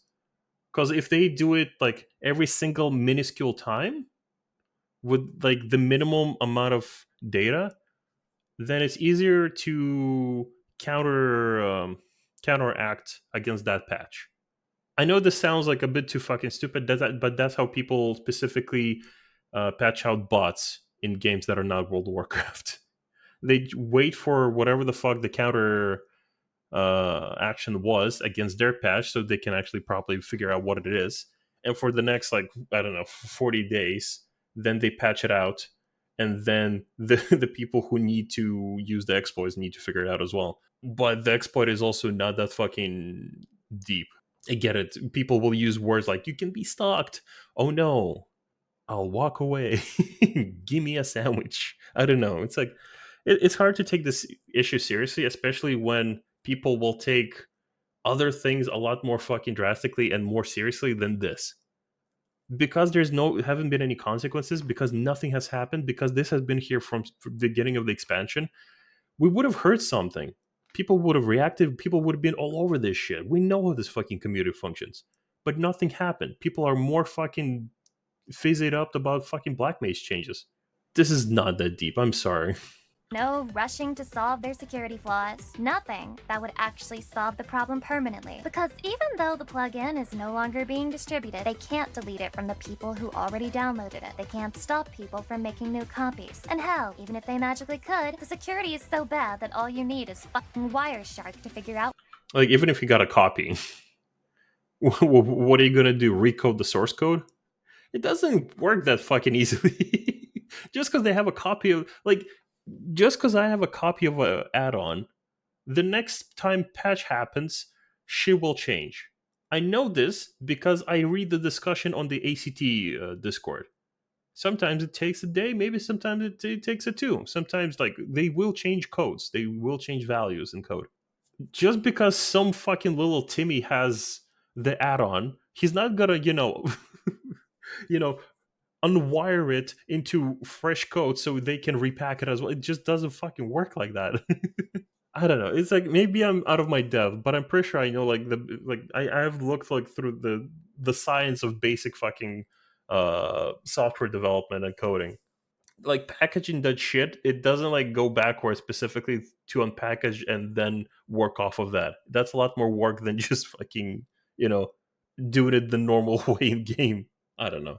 Again, it's like, maybe I come as ignorant, but it's like the add-on so far has been doing nothing. Out what you need to know. So no, their response is not enough. It's a joke, and it shows zero consideration for the people. They threatened to sue someone. It's not a joke. You don't throw the, like. I get that we're Zoomers and we're very fucking impatient. We want this now, right here, and we want it to make us happy. What the fuck? Pirate Software talked about bulking bans, and what do they actually do? Bulk bans? Then they actually do them in World of Warcraft. Okay, I take back what I said earlier, but that is a very common practice, specifically in development cycles against like people trying to exploit game code. Did you actually do that? Because World of Warcraft is riddled with bots. I don't think they do that in bots. Although, to be, World of Warcraft probably has a lot more bots that you need to deal with. In either case, it's like it's there's been more fucking consequences from black mage changes than this add-on. Playing their game. I hate that this community dismisses real concerns until they're impossible to ignore. Again, you say real concerns, but there's no actually real consequences to this. Like, again, let's say for a second I take your side. I feel bad for people being stalked. What are the real concerns? What's going to happen? So you will blacklist them. They make a new character. They level it all the way. Okay, they'll buy a boost, at least to Shadowbringers or Endwalker. I don't know. Is Endwalker boost out yet? Shadowbringers, whatever, right? And they still have to level, go through the story, unlock areas just to get to you, and then get blacklisted again, and you will not see them. They will become unknown 0-2 now. What else? What are the real consequences? They're going to undercut you on the market board. That's not something people haven't done before. Again, I want to be on people's side. There's a reason, like, I don't try to garner a fucking community, and all of my videos or conversations are all about me walking among the people. I don't want to lead community. I don't want to create communities. I don't want to fucking do anything. I want to walk amongst the people and talk to them. But what are the consequences? Or are we just, yapping? Oh no, Yoshi P took out printer paper. Fucking, who cares? That is the same level of fucking consequences here. It's so. If there were consequences and actually real problems, something would have happened. And this community would have eaten that shit up. I hate that the person who whistleblowed this on Reddit was treated like a paranoid idiot. I hate that people defended the devs when they were objectively. Like, if people use fucking buzzwords like stalking, Yeah, it's going to be, it's not going to be treated seriously after people actually read through this. Like, people have made more egregious add-ons in this game. I'm sorry, but they've made more egregious add-ons in World of Warcraft, where people can actually like legitimately stalk specific characters and names. People literally cannot enter battlegrounds because they're stalking specific names just to not be queued up against them. The stalking in World of Warcraft is a lot fucking more effective through add-ons than in 14, but the consequences again are minuscule. There's more consequences in World of Warcraft than in 14 right now. Factually. There's an Endwalker skip, 22 years. Okay, cool. They're gonna skip to Endwalker. They still they're gonna spend fucking 22 years just to get to you every time. Again, like, what are we talking about here? I understand the concern. The stalking is very serious, but in an environment where there's no fucking consequences and no real problems actually fucking occurred, as much as we want to fucking talk about this, why did we not talk about this for the last 7 months when this was pointed out? While this had been functioning, someone clearly have fucking noticed. Not everyone was against this person. Right now, there's just nothing to fucking do. It's downtime. People need to grab onto something. Unconfirmed black mage changes. Everyone's like up for it. Same with this add-on. There's nothing else to fucking pay attention to. This add-on doesn't exactly do anything. I get it. It sees the names of your alts. So what? Truly undeserving of that defense. I hate how they are always standing in the way of this game's progress, as if 14 is this fragile being made of glass that will shatter if any criticism brushes its surface. Oh no, 14, like 14 deserves a lot of fucking criticism. It just right now, again, it's like I'm laughing at this because I've compared today between JP community and the English community. Fuck me. How little value do our problems have in comparison to people who just want new gardening tools for their fucking garden? Holy shit. We are so spoiled on the English side. Holy crap. But you know what? If 14 can't withstand criticism of a literal security flaw, then I don't think it It's not a security flaw. Nothing's like a fucking risk. deserves our money in the first place. We as a community need to be better. We deserve better. And we should be asking for better. Stop cutting yourself, grow some balls, and quit paying them the sub money that they're just gonna use to bend over and fuck your cat girl wife with. Demand security, because it's the bare minimum you deserve. This game is never, and I do mean never, going to improve as long as the player base is happy to consume whatever Most people in this game, let's say there are stalkers that you blacklist, but most people hide from each other. Most people, like, unless you're hanging out with a group of friends, you're going to be hiding from everyone else. Ugh. slop the devs dish out. Thankfully, the sheer number of people talking about the Oh god, I forgot about J Mules. J Mules fucking just pats every video. He probably has like 3 videos already about fucking 7.2. decline of this game and the dwindling sub numbers gives me hope that the tides are finally shifting. That players are starting to wake up to the problem that's been staring them in the face for so long, and that problem Is that we play too much. is this. Many of us sense no love or passion from the game devs. And sure, maybe we're looking in the wrong places. Maybe there are nuggets of careful thought and planning somewhere in the overarching scheme of things. But do we see it in the outdated character creation? Do we see it in the writing? Do we see it in the job design? The answer may shock you, but no. No one fucking brought this up like early Endwalker. At the end, they only brought it up about the MSQ. Anything else they fucking liked. Raids they liked. They liked the Savage tiers, except for the last one. Pete Hole West can suck my dick. Now, apparently, like here in Dontrell, everything's gone to shit, and it's been like this for years. I've been telling, like, all these doomsayers are just coming out. I like Lucy's video. This is a done video, but at the very end, she's just kind of losing the grip on everything right now. I'm very confused. They're giving us the same old content cycle we've had since A Realm Reborn. New Because it works. Expert Dungeon, new Extreme Trial, new 24-man raid, new 8-man raid, go try hard Savage, go try hard the shiny new Ultimate. With Criterion, Unreal. like I get it that we're getting the same cycle, but so does World of Warcraft. So we're gonna get 3 to 4 raids per expansion, and we gotta grind reputation, and we gotta grind specific currency for the reputation. We can put this to every fucking game like this. So we have a more stable fucking cycle of content that we're getting. So what? People who complain about the same formula of content don't do majority of the content. I'm sorry.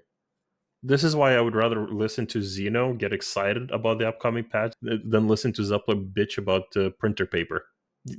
People will fucking complain about everything, but not even play the fucking game within the formula that they're complaining about.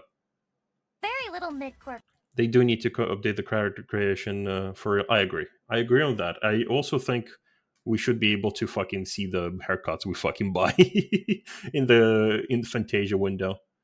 They need to definitely upgrade the character creator and not just give us like, phase 1 through 4, or you're on Hrothgar's for a while. If you wanted to change your hair, you have to change your face.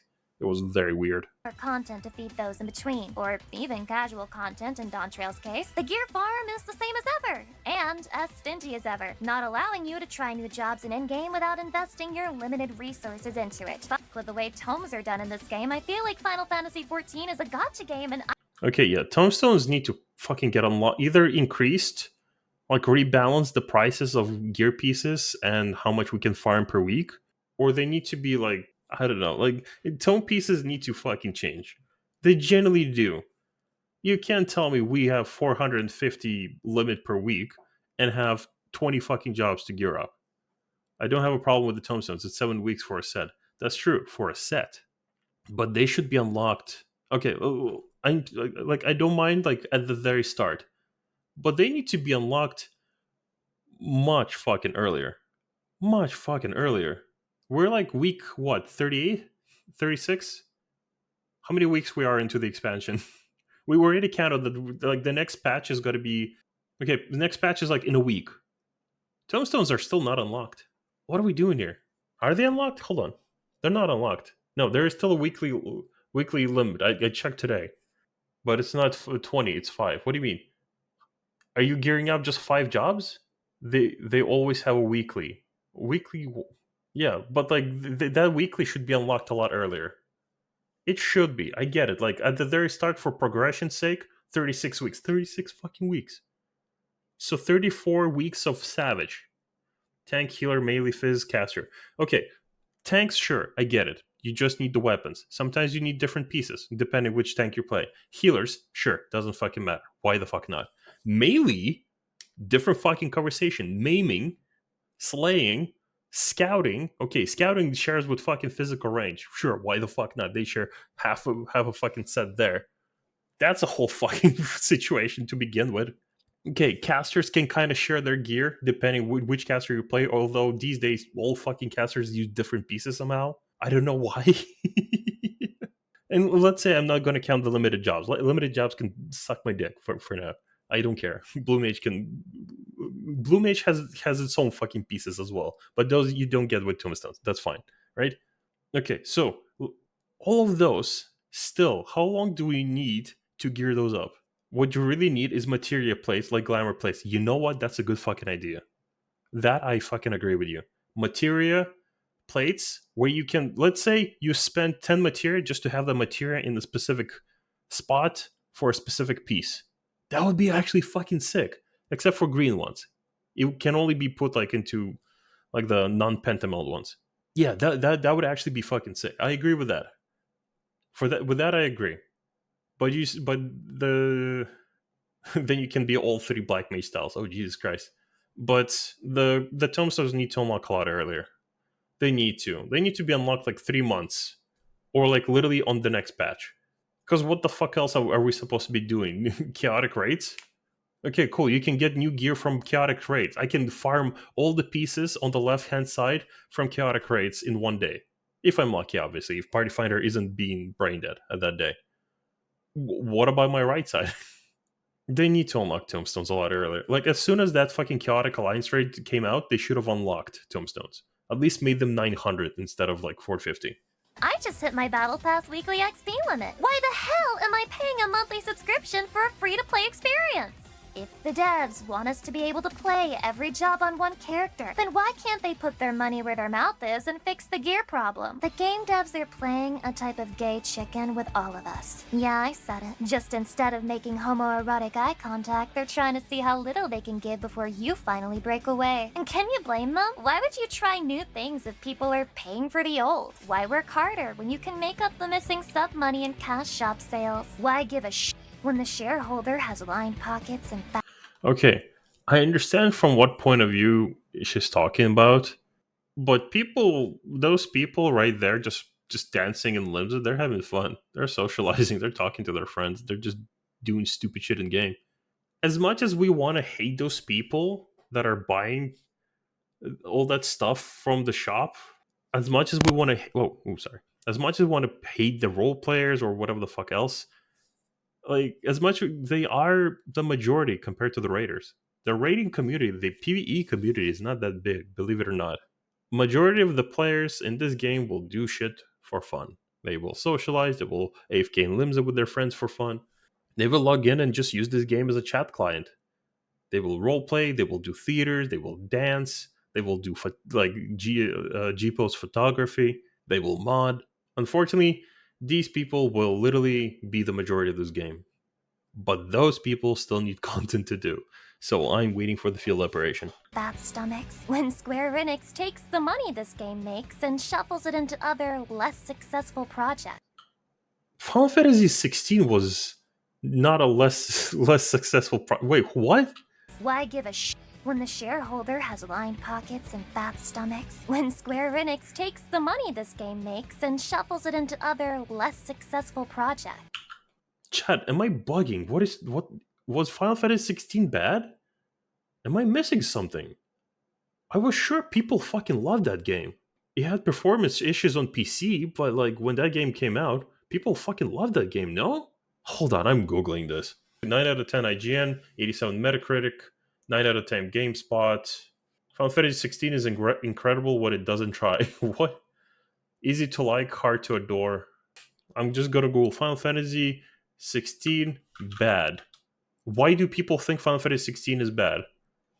Is Final Fantasy 16 a bad game? Sets a bar high for RPGs and other games for its storytelling and gameplay. It has learned from the mistakes of Final Fantasy 11. Game is overall top notch. Are you fucking kidding me? Okay, let's check IMDb. So far, it's 10 out of 10, 10 out of 10, 10 out of 10, 10 out of 10, 10 out of 10, 10 out of 10, 9 out of 10, 9 out of 10, 6 out of 10. Same old Final Fantasy. 8 out of 10, 5 out of 10. Big, beautiful, boring. 10 out of 10, 8 out of 10. I'm gonna be real, guys. I'm not. What? I'm fairly certain Final Fantasy 16 did very fucking well. I don't know. I think Lucy's fucking high. The copium she's huffing right now is, I don't know. Maybe she meant Forspoken? Forspoken would make sense. Forspoken was shit. Square Enix made Forspoken. Forspoken was a big pile of shit. And in that same vein, I feel terrible on the behalf of the devs who do put in effort, only to not be rewarded for it, only to have the profits they made siphoned into projects that They have a salary. That's not how business works. They don't earn a percentage unless they have, stocks in the company. Then they do. Like if they're a stakeholder, then yeah, they're gonna make some money off of that. But they're devs; they have a salary.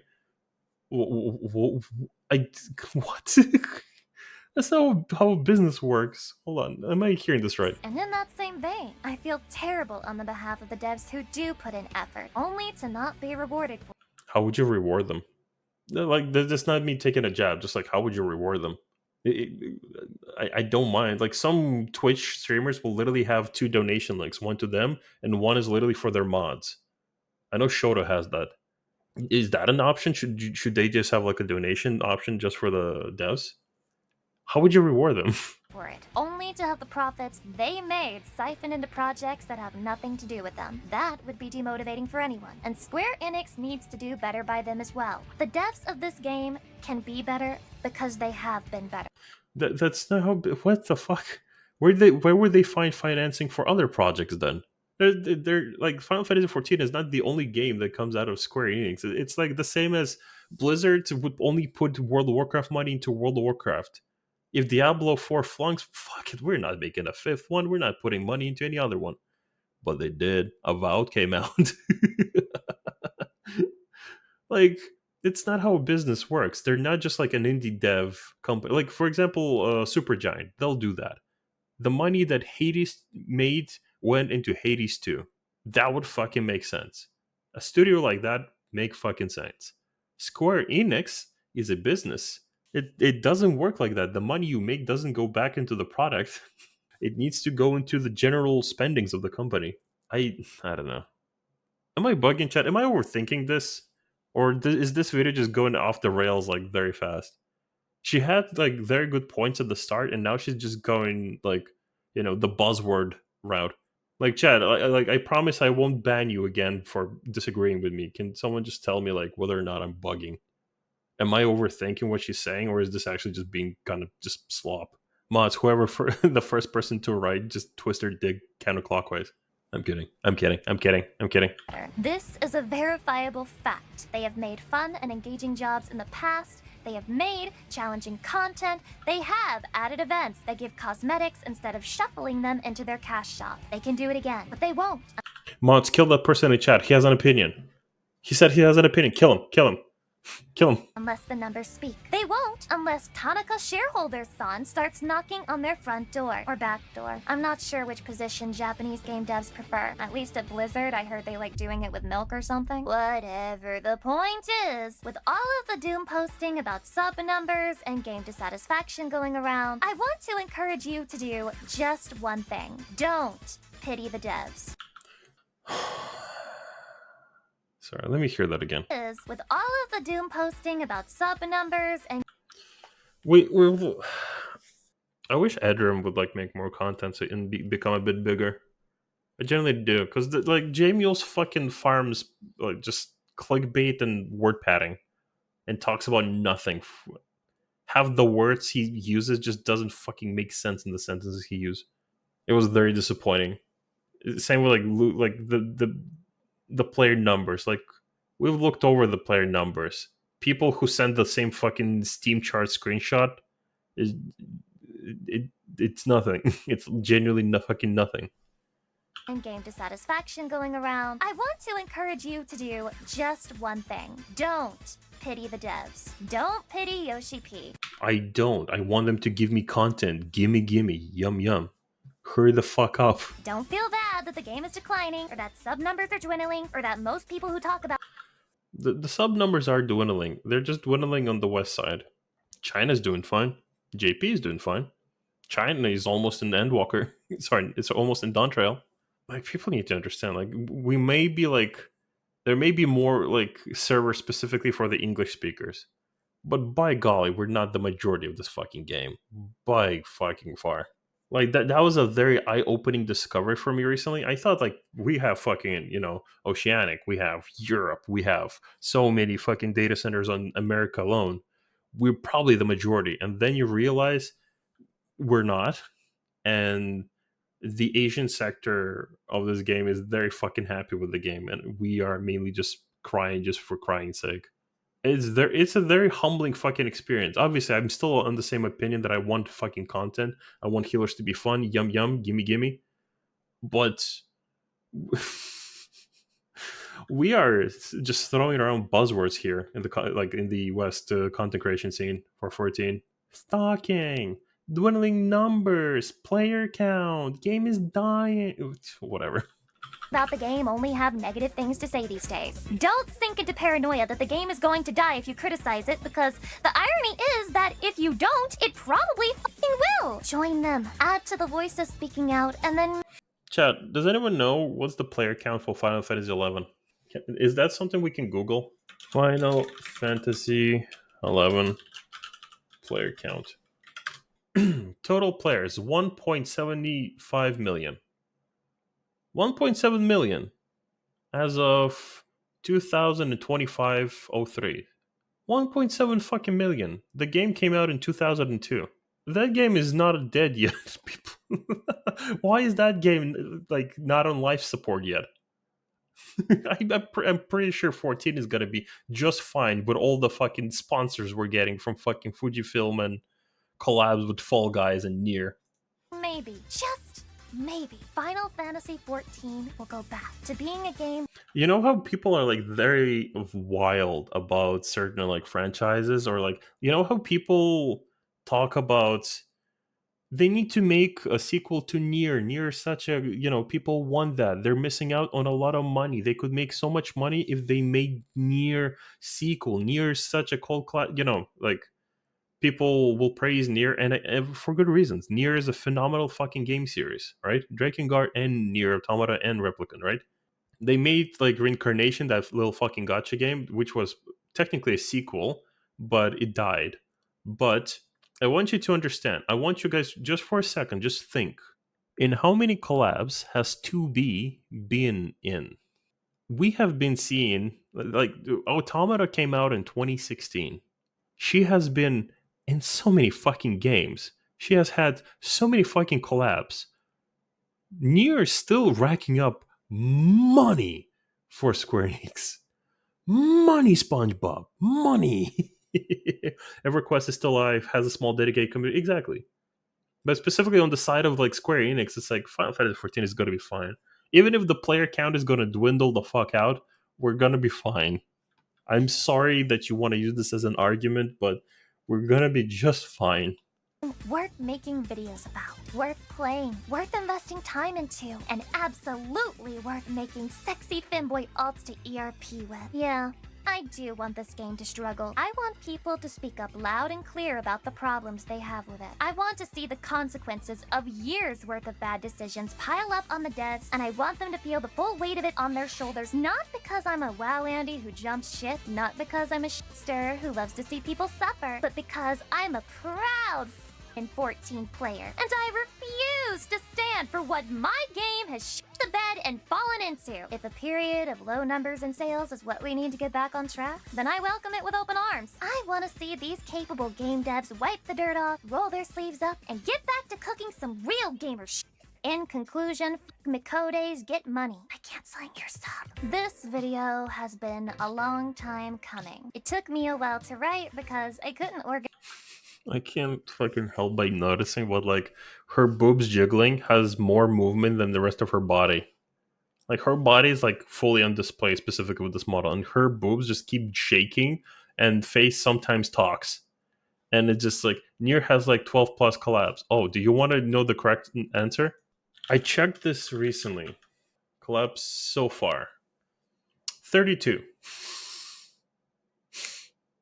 Phantasy Star Online 2, Valkyrie Anatomia, Monster Hunter Frontier Z, Brave Exvius, the Final Fantasy one, Gravity Rush, Sino Alice, Spelunker World, Bravely Default, Servant of Thrones, Star Ocean and Amnesia, Soul Calibur 6, some Asian name that I will never fucking be able to pronounce, but it's very long. Final Fantasy 14, technically a collab. Gothic Wahowatome, something, another collab. Shadowverse, War of the Visions, Final Fantasy Brave Exvius, Near Reincarnation. That's not a collab, but essentially that was a sequel. Imagine another Asian title that I have no fucking clue what it is. Full collab. Fall Guys event. Last Claudia, Punishing Grey Raven, Octopath Traveler, Champions of the Continent. Well, that actually counts. Babylon's Fall, PUBG, Pub fucking G has that. New State Mobile, Compass, D4DJ Groovy Mix, Rainbow Six Siege, where it just literally looks like Leon S. Kennedy, but cosplaying fucking 2B. I don't know what the fuck they were thinking with that fucking collab or the design of it. Dragon Quest, Keshi Keshi, Naraka Blade Point, Goddess of Victory Nike, Grand Blue Fantasy versus Rising. Grand Blue, yeah, that's as well. Where's the 14 Drakengard 3 collab? I don't think we have the age rating that would allow us that. Loki Eye Tracker went fucking never. Organize my thoughts or figure out. I'm looking at her boobs. You're not gonna get anything new out of me.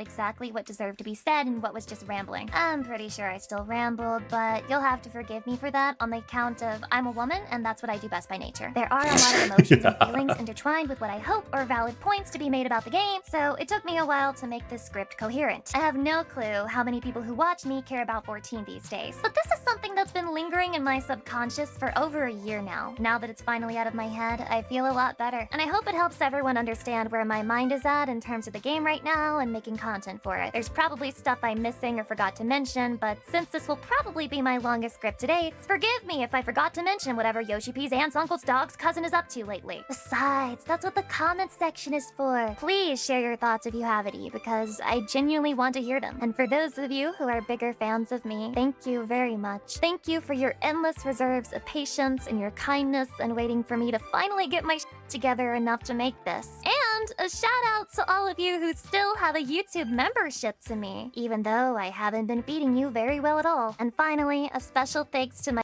I leave Final Fantasy 14 only to get my shit kicked in by 2B and Grand Blue. I hate it here. Yep. I like this video. I think Lucy had some good points at the very beginning, but then she just started flying off the rails with all the fucking very, very naggy drama, inconsequential drama, or just things that are just to be fair, it's like it's her opinion. That's fine. She's entitled to it, but I'm also entitled to disagree. That was a video. It was a fucking video. I liked it. It was a good watch.